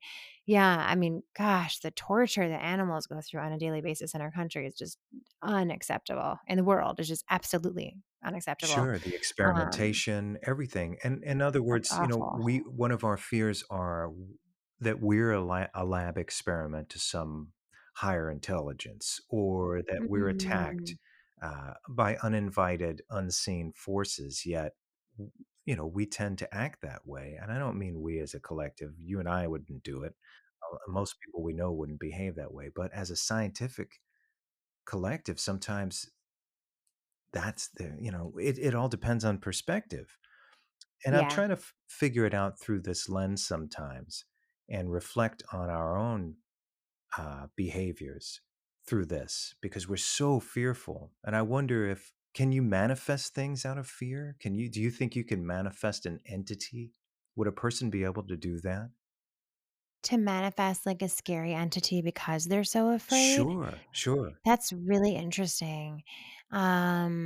Gosh, I suppose if you're putting that much energy into it, something could start to come into form, into creation. Um, I'm not sure how intelligent it would be. It might be kind of like a clunky thing. I don't feel like that would be able to gain too much speed, though. I feel like it would more be a momentary thing. This is so interesting. I haven't thought about it that way. Um, wow. And I guess on the flip side too, like putting your energy into opening up to something good and allowing that to come in. Of course. Yeah. Yeah, Wow. because okay, so more now than ever in my life, because I grew up with stories of vampires, werewolves, even ghost Mhm. stories. I mean, there were familial ghost stories, so it was confirmed as a real thing. And then I had an experience at 14. So to me, that's a real phenomena. Well, Yeah. werewolves and vampires and all that jazz was limited to fiction. And I enjoyed it in Mhm. fiction and continued to. However, in the last couple of years, I've met people seemingly of sound mind, okay, telling me they saw all of the above. And now more Yeah. people are coming out and saying these things. What's your perspective on that? Do you believe that any of that is possible? I mean, there have been reports throughout history of a lot of these different things, but then there is a huge community of people that just brush it off and say, well, either someone's crazy or they saw something else and their mind finished the image. Do you believe in the supernatural beyond hauntings and beyond psychic abilities? I do. I do. And I think there's too much there's too much for it not to be true somehow, you know? Um Yeah. I'm glad you brought this up because I wanted to ask your opinion on demons actually. um and I definitely feel like there's more and I think there's different types of beings. Like I believe in elementals and I do think that there must be some kind of fairy culture. I've felt things in the woods before where I felt like I've been healed. Um I One Christmas, I decided to go to Woodstock by myself, and it was kind of like a tender time in my life. And I was like, you know what? I'm not going home. I'm just going to go to Woodstock alone. And it was amazing. And I took all these walks through like the woods, and I felt this presence in a clearing. And I took out my camera and took a video. And sometimes you'll take a video and like there'll be a little light thing that follows at the same speed as your phone, but this one was different. It like started off and it kind of moved and then it danced and then it went off and it was green and I felt like I was in the presence of a healing energy of some kind, like a healing interdimensional species. I'm getting goosebumps as I talk about it. A healing something. And, Woodstock is a really great place to talk about this with people too. And I showed the video to somebody that night at like a random bar, and he was pretty amazed. And there was a bartender there who was limping pretty badly, and she stepped outside. We all stepped outside at one point. I don't remember why, but we were all outside, and I just said, "Can I put my hands on your ankle?" And I put my hands on her ankle, and I don't like claim to have like healing abilities with my hands. Like, well, I don't know. One time I accidentally was like, my cousin Eric, I was like, let me try to do Reiki on you. And then he promptly fainted. So I don't know. There could be something going on. He's also really open. But anyway, I put my hands on her ankle, and she got up and she stopped limping. And that was not me. I didn't have some special thing in me.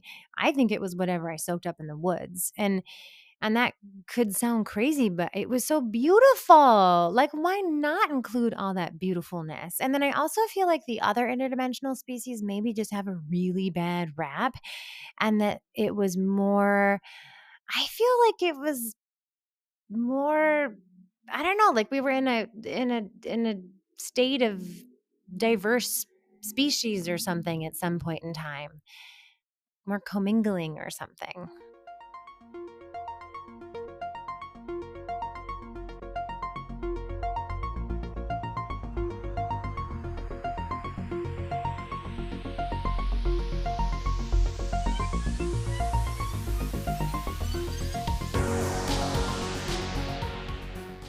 After these messages, we'll be right back.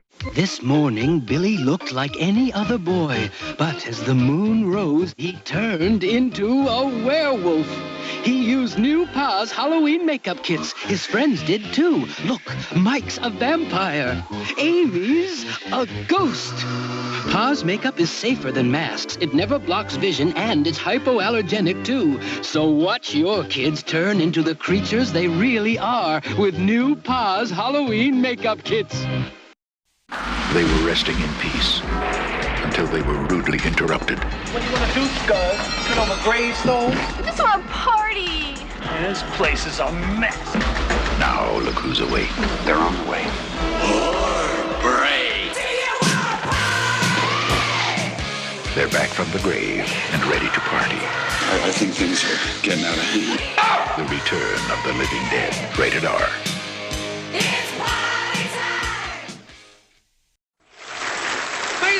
Welcome again to the Muppet Show. Hey, tonight our special guest star is one of the world's most talented but frightening performers, Alice Cooper. So, beware of ghoulies and ghosties and long-legged beasties and things that go bump in the night.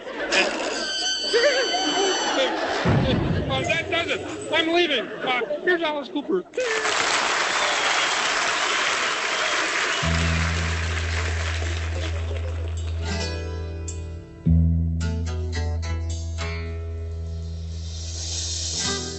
To my nightmare.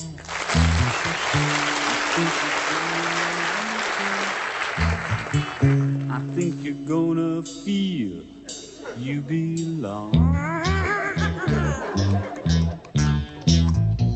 Welcome to my nightmare. Yeah.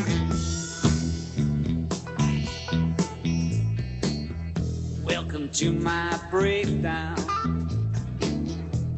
I didn't scare you. That's just the way we are when we come down. Yeah. We sweat and laugh and scream here, 'cause life is just a dream here. You know inside you feel right at home. Yeah. My breakdown, yeah.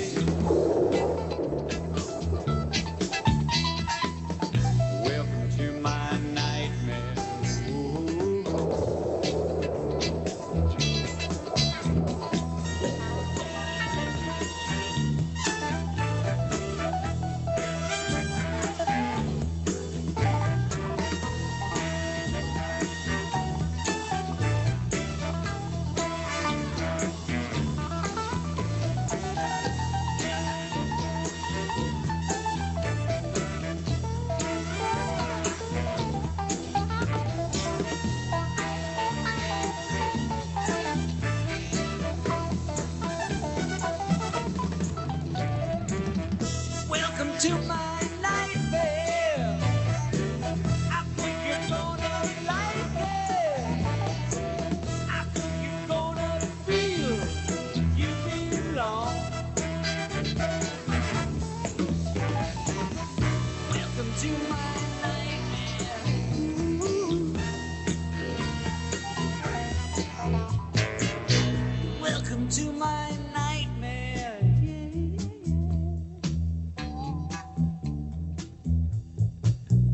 Welcome to my nightmare.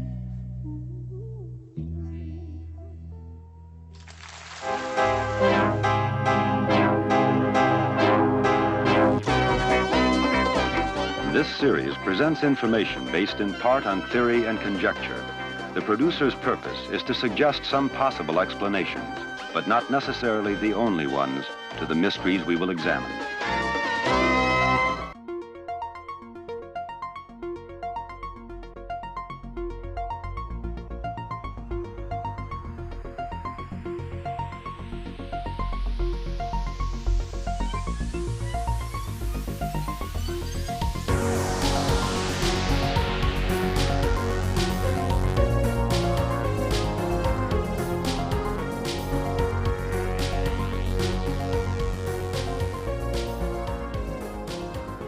Well, it seems like more than ever, and I mean, not it doesn't even seem that way. Certainly, more than ever, there are people open to a vast array of supernatural ideas that, once again, I grew up with in fable and fiction, mythology. But obviously, people in the past thought about these things. Maybe they were so trained to not say anything in recent centuries that because they were afraid.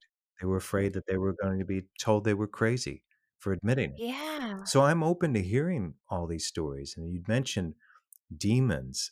To me, a demon exists as this makes any sense, like a cosmic energy, a parasite that will latch on to you and amplify a weakness. So if your weakness is everything from drug addiction to anger to violence to confusion to anything, this thing is going to leach onto you and it's just going to grow. And the reason why I think this is Wow. from a combination of personal experience, listening to other people, and a story that I heard about a couple that moved into a house and they were fine. They were newlyweds. And they move into this house, they get into the house, and they start fighting. And the fights get worse and worse and worse. Now, these are two people that never fought before. And it gets so bad, they're at each other's throats. They're about to kill each other. And I think it was the Wow. husband that noticed first that the atmosphere in the house was different. And particularly on this night where they were about to cross a threshold that there's no going back, they were going to start beating or hurting each other or whatever, or worse, Mhm. that he screamed out and said, "There's something wrong. There's something in this house. Let's stop. Let's get the hell out of here." Almost literally seeing a dark black cloud. To me, Whoa. sounds like what you can perceive as a demon, a demonic entity, something that's swaying human beings. And you hear these stories all the time. I mean, I grew up with a horrible murder in my small town in New Mm. York. Another thing that happened, I think even a couple of years before I left, was that this, father killed his wife and his young son with a baseball bat and then Oh my killed God. himself on the train tracks. Why do we do these things? Why are we not Wow. rationalizing? There's something else swaying us. And I don't want to take away accountability, but I'm just saying, Yeah, what do you yeah. think? Mm. That's I'm really glad you shared that with me because what I was wondering was I knew someone when I first got to New York, and I've since wondered, could he be a demon? But after hearing your explanation of demons, I wonder if he had a demon attached to him and that's what caused his horrible behavior. Right. And I think partially Yeah. that's true. But the other part is accountability, strength. We build Of course. strength. We don't give in Of to course. weakness. You fight it. Right. Discipline. I know this because I was at a place that, when I was much younger, that I gave in to a lot of those things, anger and Totally. drugs and everything. And you conquer those things. You push for Mhm, those things. mhm. And you can clear your energy. You can like be conscious about like, I need to do this to clear myself. Like I feel like movement is such a great way to do that every day. Of like if you've soaked something up that's not yours, human, other, you can get it out, you know? What about Yeah, I inviting things in with certain elements? Let's say either as simple as a Ouija board or you're obsessing over black magic. mm, yeah, I mean, that's why I feel like you have to set a boundary for what you wanna invite in. I feel like if you just invite everything in, yeah, then crazy messed up stuff can happen to you, and then you need to, like, be more careful for sure. And I feel like that's often what happens to people who I mean, I feel like that was kind of why I had such a bad time when I first moved to New York is because I was so open and I didn't understand that I was. And I was like a magnet for dark energy. It was like I had a red sign on my head, like, pick me, you know? Oh yeah, I mean, look, Um, I lived in New York City for what, like 7 years almost, and I was young. I was 18 when I moved mhm. in, and I went through everything when I was there. You know, Yeah. so Yeah. I hear you. I mean, I don't want to talk details right now, but it's just, but I do remember that time period, and it was crazy. It was wild. And the city was on fire energetically in so many Mhm. attractive ways, right? That you can get Yeah, into yeah. anything. But something was protecting you. Something was protecting me during that time too, because I look back in Yeah. hindsight and, it could have been my time many times over. Yeah, same here. Same here. Yeah, that person I mentioned was somebody I briefly dated and I just kind of had it was just really weird and I like he had kind of a weird energy to him and I was just so young I didn't understand that it wasn't healthy. I just kind of accepted it for whatever reason and then he was very rude actually the week before Halloween, my freshman year of college, and I was supposed to go hear his band playing Queens. And I didn't know how to get there because of not having a smartphone or whatever. And because it's way before smartphones. And so I just stopped talking to him. And then I think there was another layer of protection because that night I remember being at the Halloween parade on 6th Avenue, which is so fun. But I got a really bad fever and I went home and it was like spirit made sure I was put indoors that night. And then a year and a half later, I ran into him. This was my sophomore year of college. Um, and he asked if I wanted to get coffee. And I was like, oh, it's my old friend, because I hadn't known anyone for very long. Again, so naive. And he, quickly kind of came on to me and I would just like, oh, I'll give him another chance, baby mentality. And we went back to watch a movie and he I remember trying to put on something just kinda like chill, easy, kinda slow the roll, and he changed it to Clockwork Orange, and then it got kind of violent from there, and luckily my roommate walked in on me on everything, and so it got halted. But the next morning, he said, um, "I'm in between places. I need a place to stay. I have to stay here tonight." There was this manicness about him that hadn't been there before and a level of aggression that hadn't been there. Like something had amped it up. So I'm like wondering what was going on there, what combination of things. I somehow found the healthy part of myself and blocked or didn't block. Like, I don't think you could block numbers then, but I changed his number to do not answer. But he called me and texted me at least 40 times a day for a week. And then a year later, so I'm now a junior, almost a junior. I don't know. A year later, I was like 20 and I went to get a newspaper in the morning and he was on the cover of the New York Post for because he was on trial for having stabbed his girlfriend to death or his ex-girlfriend to death. Oh, So, wow. And yeah. did you feel any of this when he was in your presence? That the potential of violence, the potential of that eruption of violence? I I did. The second time I did. The first time, I think I was so naive I didn't understand it. There's something real slippery about his energy. The second time, it was like something was unhinged and he could not listen. He had an agenda and he was manic. Um, And I think that's why I finally found the strength to just be like, I'm not going to answer. It's amazing he didn't come back to my house. That's very, very, very, very lucky. But he was really obsessed with the fact that I was doing a lot of dance at the time and acting, and he was just we'd kind of do this weird combination of like sort of a parental role, and then it would slip into another area and then become kind of sexually aggressive. Like it was just a weird combo. And when I found out about this poor woman who was murdered, I learned that she was also a dancer and an actor, and only a year older than I was, and also from the Midwest. So something was definitely protecting me. Wow. Yeah, isn't that crazy? Yeah. Have you ever seen her in any visions, or has she ever visited you or tried to Oh, contact that's so interesting. You know what? I haven't. I think, I've been so blocked about it because it was so close. I was afraid to even like know the details about what happened. Um, but it would be really interesting to reach out to her. Generally when I feel her, I feel someone who's really sweet. I see like brown hair. I don't know if that's the hair color she had, but I see brown hair, kind of fair. I'm getting 5'6" in my head and a really good dancer. I feel like that was her main thing when I feel her.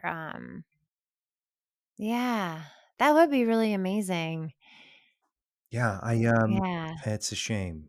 Uh, that's so sad. Oh my God. See, if we were to imagine one day you were to clarify that at least certain cases, and I think a lot of them are motivated by these, you can call them demons or cosmic parasites or whatever they are, these energies that Yeah. leech onto us and amplify the negative, it seems. I wonder also, is it the power within, or there equal cosmic entities that amplify the positive once you harness onto them? Mm. See, let's say you're weak and the negative ones are attracted to you. As you build Yeah. strength and discipline and spiritual openness and positivity, are these positive things attracted to you? I never really considered the Oh, inverse of it, yeah. you know?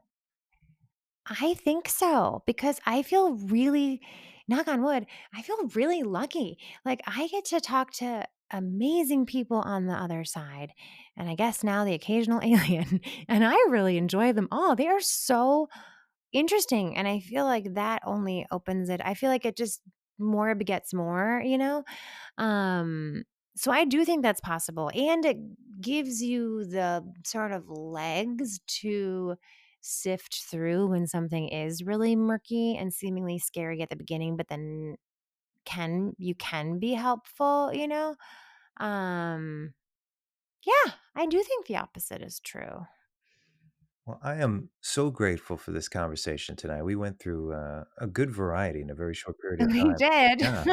Is there anything that you wanted to talk about that I didn't bring up or that we didn't talk about? Oh, that's so interesting. I'm trying to think. I don't know. I don't think so.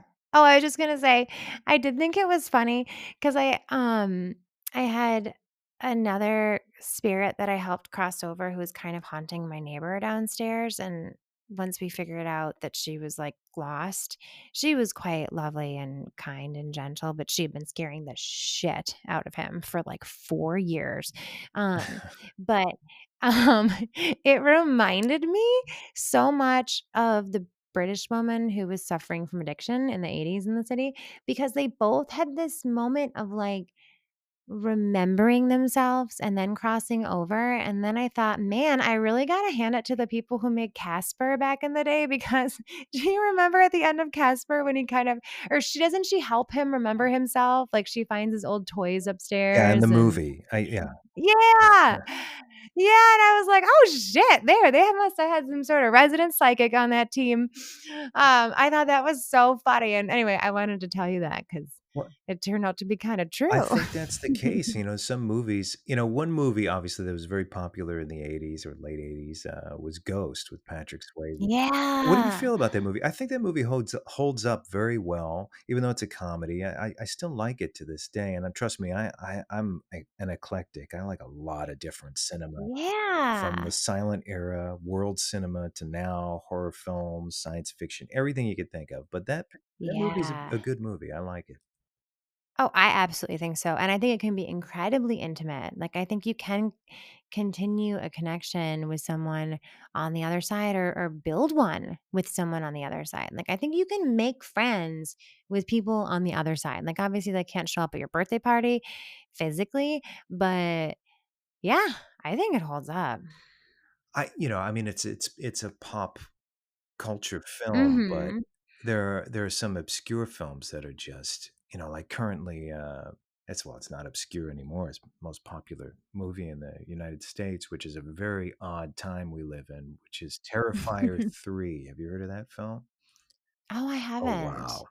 Talk about Is it demonic. There's scary? something unique. I called it this earlier. There's something uniquely demonic about that movie in the last quarter. And what I mean is, I think the director was tapping deep into his darkest subconscious, or at least understood it enough to affect the audience, which Mm. is a good filmmaker is, that a movie like this 40 years ago would have never gone beyond, drive-ins or grindhouse theaters or even home video, Yeah.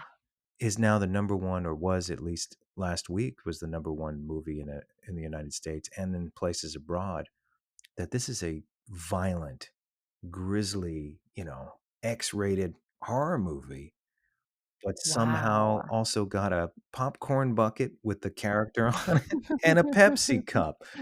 We're living in another dimension. Yeah, that's very Yeah, true. but That's very true. And yeah, maybe people just need to get comfortable with like the underbelly crazy dark shit before they can, like you said, flip to the light. yeah. I mean, Yeah. Halloween is a bit of a celebration of that, and again, Yeah. if you saw where I was sitting right now, you'd understand that I'm not adverse to these. This is my life. Like, I love this stuff. Love it. Yeah. But I have a very sober and healthy perspective on it, whereas I think you could sit in the same environment, whether it be like Esopus Island, where Crowley was translating the Tao Te Ching, or read Mhm. some of his books, or read the Satanic Bible or whatever, and be just fine, and that's me. Whereas Yeah. it's a person can do all those same things and live in a soup of negativity. I think it depends Yeah. on the Gosh. pilot, the astronaut. Yeah, for sure. For sure. For sure. Yeah. Oh my gosh. Yeah, because it's like, I mean, yeah, same thing for like what I do, right? Like most people would be scared shitless if they talk to one dead person. And literally this morning, I talked to, okay, in the circle, how many were there? There were one, two, three, three. I talked to three dead people and a spirit guide um in the morning. And they were lovely. You know what I mean? Like it can be so fun. Yeah. Yeah, I guess a person would have to break all of their training.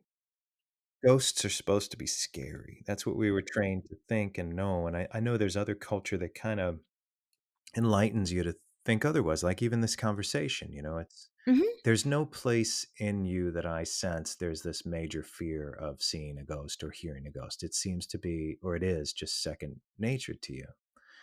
Yeah, I really like them now. I Right. feel special when they show themselves to me. All right. So getting I'm like, into this final question, "Oh, and you can yeah, take yeah." as long as you need to think about it, or even answer it, or articulate it. So, your own death, Mm. contemplating your own death, I guess, is unlike what most people fear, because a lot of people are afraid to die. I mean, most people. Are you afraid to die? I'm not. Um, I think where my fear comes in is dying younger than I would like to die just because I wanna be there for certain people, mainly my kid, like, um, but as far as dying No, I think it's going to be fascinating and kind of beautiful. I mean, I would love to have the physical side of it not be crazy painful.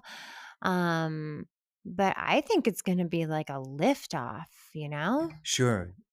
Yeah, I think it's going to be like a moment where, like one time I was getting acupuncture a long, long time ago, and all of a sudden I floated above my body and I was like, whoa. And then I just like boom, fell back in it. I think it's going to be like that. But then you're going to the light, and then, gosh, I'm just so excited to like feel the people I love, like I don't think of it in like this biblical like heaven sort of way, but I do think that people come and help you get settled. And I look forward to those reunions, and then I'm kind of excited to see how I can help from the other side too. So, yeah, I just think it's like another chapter. I agree. I have a very similar perspective on it. And also on life. Like I don't want to go because there are things that, even if it's selfish, I want to do them here. I want to make these things happen, and Totally. they'll help other people, and I want to do that, and I want to improve on Yeah. myself before I go. I want to learn more. And so that's what I'm going to do. But when it is your time to go, and I ask every guest this on their way out Yeah. of this show, what would you take with you? And that can be anything. There's no wrong or right answer to this. It's whatever comes to mind spiritually, whatever you say is the right answer. I would take my ability to play the cello, my ability to channel, because I feel like those are constant connectors. Like you can use them in so many different ways. Um, and and I really would like to take I would like to continue the connections with the people most special to me. And I hope that we can be in each other's lives in whatever the next round is.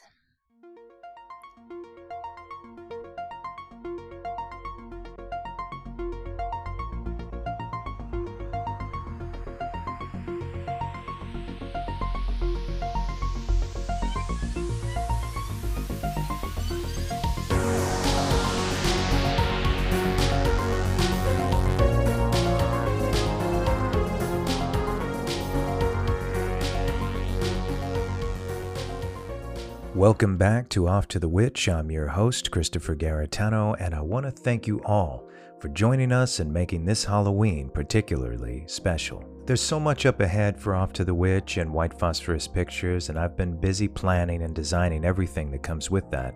And you'll have many opportunities to participate and even see what's happening behind the scenes on a regular basis. But in the meantime, stay tuned on all of my social media, and I'll return in November with a newsletter just up ahead with more details of what's forthcoming. What's interesting to me is that this fantastic holiday is exponentially expanding. It's becoming a global phenomena, even taking on new traditions, including what some are calling the Sleepy Hollow Halloween Eve dinner. I'm celebrating that one myself tonight, and you can look that up and prepare it however you choose. I think at its nucleus, it's something that we can all relate to, as one day we will enter the great beyond. And I'm sure, like many of you, if I have the opportunity, I would certainly be tempted to haunt the living hell out of someone. I'm going to lead out with a series of classic horror movie trailers and Halloween commercials, and you'll hear from me again soon. This is only the beginning for Off to the Witch. So stay tuned, and a happy Halloween to everyone. Good night. Trick or treat, trick or treat, trick or treat for Halloween. Better give a treat that's good to eat if you want to keep life serene. Trick or treat, trick or treat, trick or treat, trick or treat, trick or treat the whole night through. Little scalawags with fiendish gags can make it tough on you. So when ghosts and goblins by the score ring the bell on your front door, better not be stingy or your nightmares will come true. I have seen the dark shadows moving in the woods, and I have no doubt that whatever I have resurrected is sure to come calling for me. It was the woods themselves. They're alive.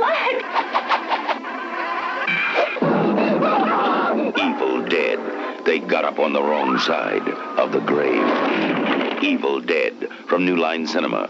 Starts Friday at these theaters. Check your newspaper for times. An MTV television exclusive. Hold on to your seats. Hold on to your arms. Hold on to everything. It's Michael Jackson's Thriller, a short film by John Landis that'll scare you out of your tree. See it here only on MTV. Creatures crawl in search of blood to terrorize your neighborhood. Michael Jackson's Thriller, first and exclusively on MTV Music Television. Ben Mears has been away too long. And now at last, he's come home. My men fought at Valley Forge. Daddy, come back safe. Home to the childhood memories, to the old familiar faces, to a life unmolested by time. And with your saints, let him rejoice in your presence forever. We ask it through Christ our Lord, amen. Home to Salem's Lot, a town too good to be true. What was that? Did you happen to notice the time when the boys left? We shouldn't have gone through the woods. It's a shortcut. Well, then they should have been here half an hour ago. Wait! Danny, wait! Something is happening. Something terrible. Henry! Where's Ralphie? Where's your brother?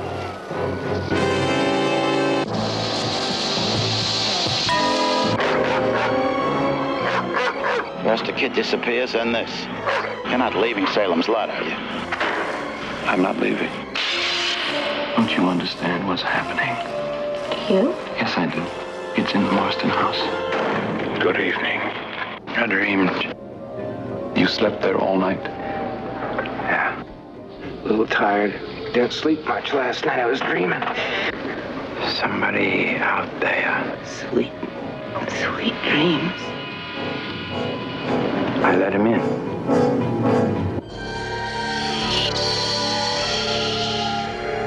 Oh, it's only all just happened Since I came here. It wasn't a dream.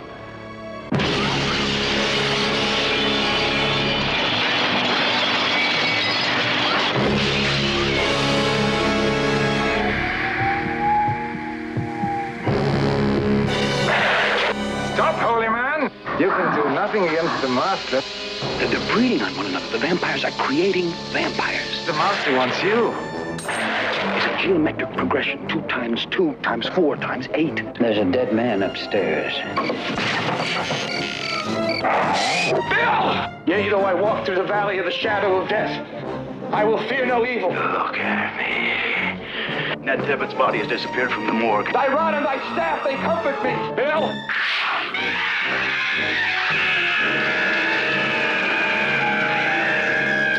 And Susan's in there. Run! No! Look at him!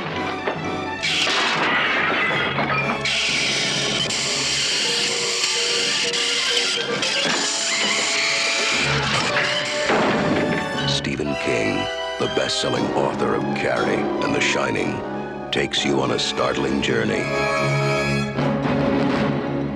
to Salem's Lot.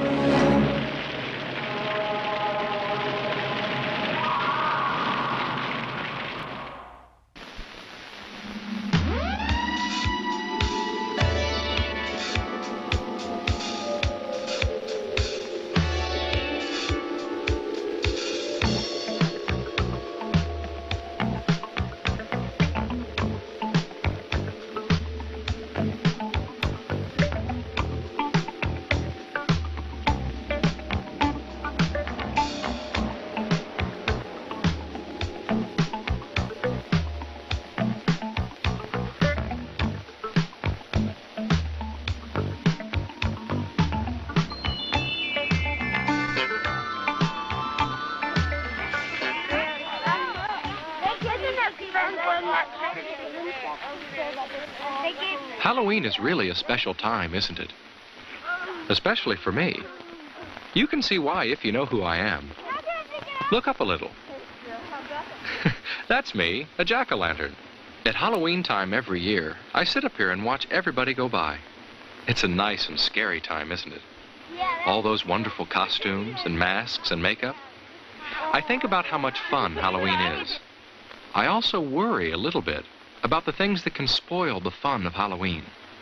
Those kinds of things scare me too, but in a different way. For instance, look next door. That's where Corey lives. Corey, have you got that pumpkin ready yet? Corey's going to carve a pumpkin with her dad. Weighs 50 pounds. That's a big one. It probably weighs close to that. Probably. Come on here and set it down. Okay. Let me get the paper straightened out. How's that? That's fine. Have you decided what kind of face you're going to make on it yet? A happy face. I'll do that. Now, a pumpkin's not easy to carve. I know that. You need the proper tools. But first you have to draw a face that you can carve. Corey's doing that. That's a nice pumpkin face. Thank you. Let's see if we can cut the top off now. Then you cut the top off so you can scoop out the insides. It takes a sharp knife. And you know, sharp knives can be dangerous if they're not used right. I'm glad that Corey's father is helping her. It's much safer that way. Eager to get inside? Yeah. Go ahead and pull that off. Ew, look. You ever seen the inside of a pumpkin before? Yeah. Not that way. Okay, now comes the fun part. Gotta start cleaning it out. Getting my inside scooped out tickles me. It'd tickle you too, if you were a pumpkin. So far it's been fun. But look at Corey's hand. Kinda gooey, isn't it? Corey is going to carve the face with a small knife. Can you imagine how that knife could slip and maybe cut her? I hope Corey will do the safe thing.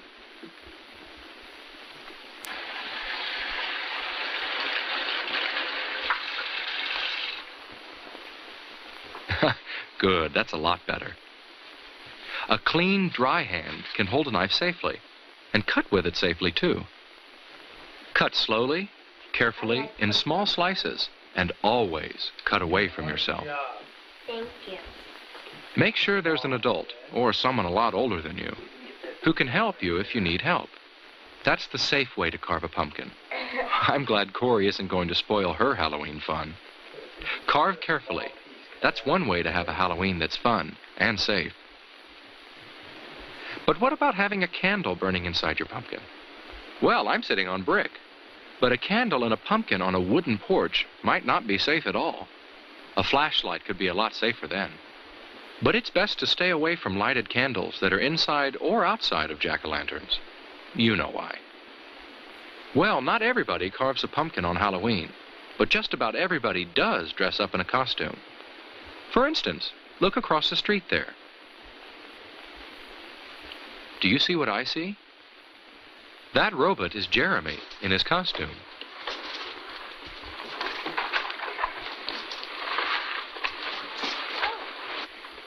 Oh, Jessica, it's you. How do you like my costume? You look great.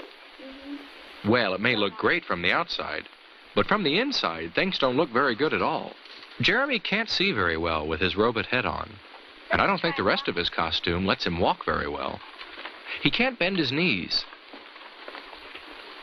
How are you going to walk in that? I don't know. It's hard for Jeremy to keep his balance.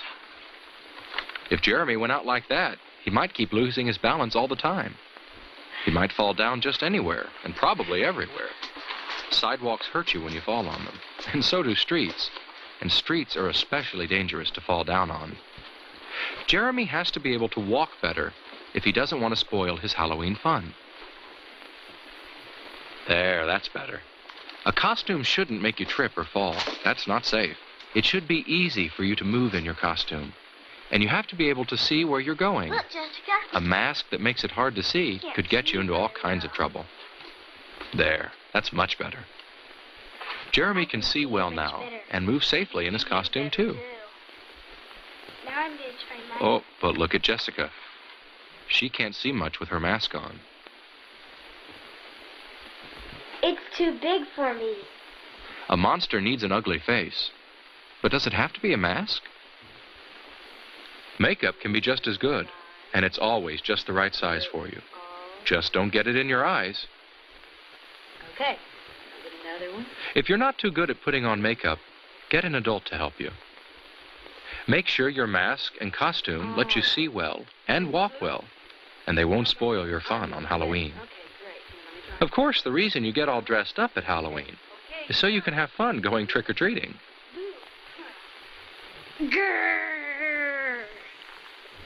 And I like to see all the children out in their costumes. But when I see them, I always hope they don't forget all they know about crossing streets safely. And I hope you don't either. That's especially important when drivers can't see you well. And for you to see the cars well, it's a good idea to take off your mask when you cross. Even though it may not be night yet, it's dark enough to make things outdoors hard to see, you and the cars.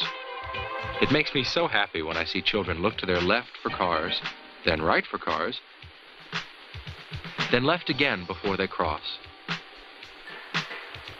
You mustn't forget all the safety rules you know on Halloween, and especially because it's dark.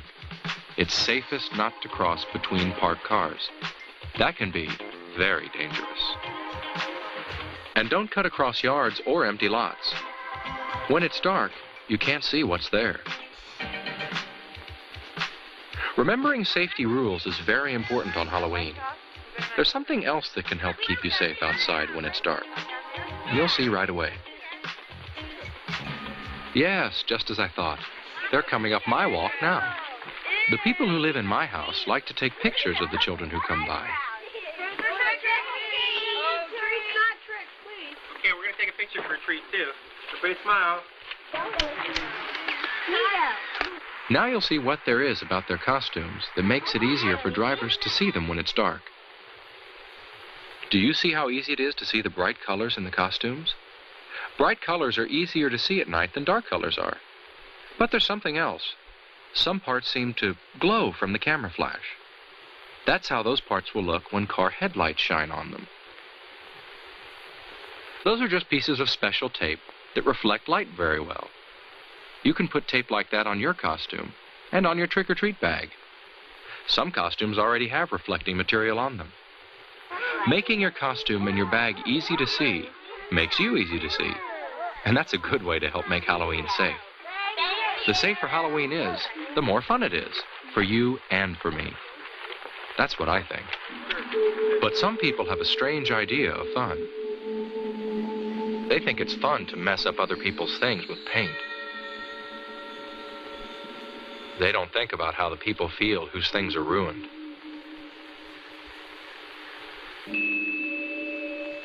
And some people think it's fun to throw things at cars and houses and buildings.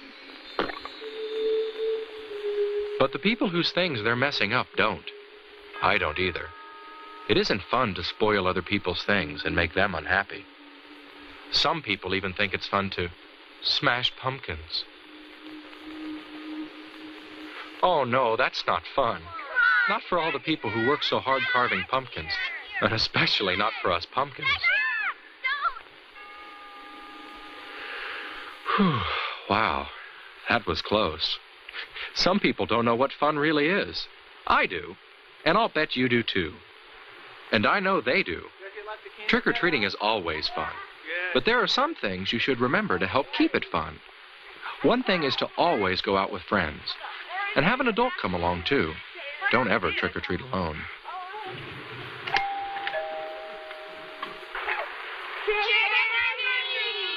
And if someone you don't know very well invites you in. Look, tonight. Would you like to come in? I have more treats inside. No, thank you. No, thank you. That's right. Say, no thanks. And don't eat the treats while you're collecting them. Stay in your own neighborhood. Don't get too far from home. Don't worry, you'll collect enough treats. People are expecting you. And even if you don't stop at houses with no outside lights on, which you shouldn't, you'll have a wonderful time at Halloween. Some of you will probably still be out when it's really dark. That's when flashlights are an especially good idea, to help you watch out for places you might fall or stumble over if you didn't see them. But remember, don't shine those flashlights into anybody's eyes. especially a driver's eyes. That could be dangerous. It isn't hard to have a safe Halloween. Just look how easy it is to see those children when they cross. They wouldn't want an accident to spoil their Halloween fun. I wouldn't want that to happen either. Trick-or-treating is almost over this Halloween for Corey and Jessica and Jeremy. It's almost time for them to head for home. But what do you do with all the treats you've collected? A lot of them are things to eat, of course. But you don't eat them all, at least not right away, that's for sure. And there might be some you won't want to eat at all. Get a grown-up to help you decide, or at least someone a lot older than you. You see, some people think it's fun to play tricks with your treats. Watch out for candy wrappers that have been torn or punctured. That might be a sign of tampering. There might be things in the candy, so break open candy bars before you eat them. Cut fruit into pieces before you eat it, just in case something's been stuck in it. Watch out for things that look like candy, but might be medicines or drugs, or even poisons. Don't eat anything that doesn't look right. If it looks funny, it might not be so funny if you ate it. Treats are so much fun to collect. It'd be awful to have them spoil your Halloween fun by making you sick. Corey's treats won't make her sick, and I hope yours won't make you sick either. I hope you can have the most fun you've ever had this Halloween. Halloween can be a scary time, not because of witches or ghosts that we know aren't real, but because of real things that can spoil our fun. Just remember these few important things I've told you about. Carve your pumpkin carefully. Make sure that you can see. And make sure people can see you. Remember all your safety rules, and take off your mask when you cross a street. Trick or treat in your own neighborhood, and don't keep any treats that don't look right. If you can do all that, then you won't have to worry about scary, real things happening on Halloween, right? Right.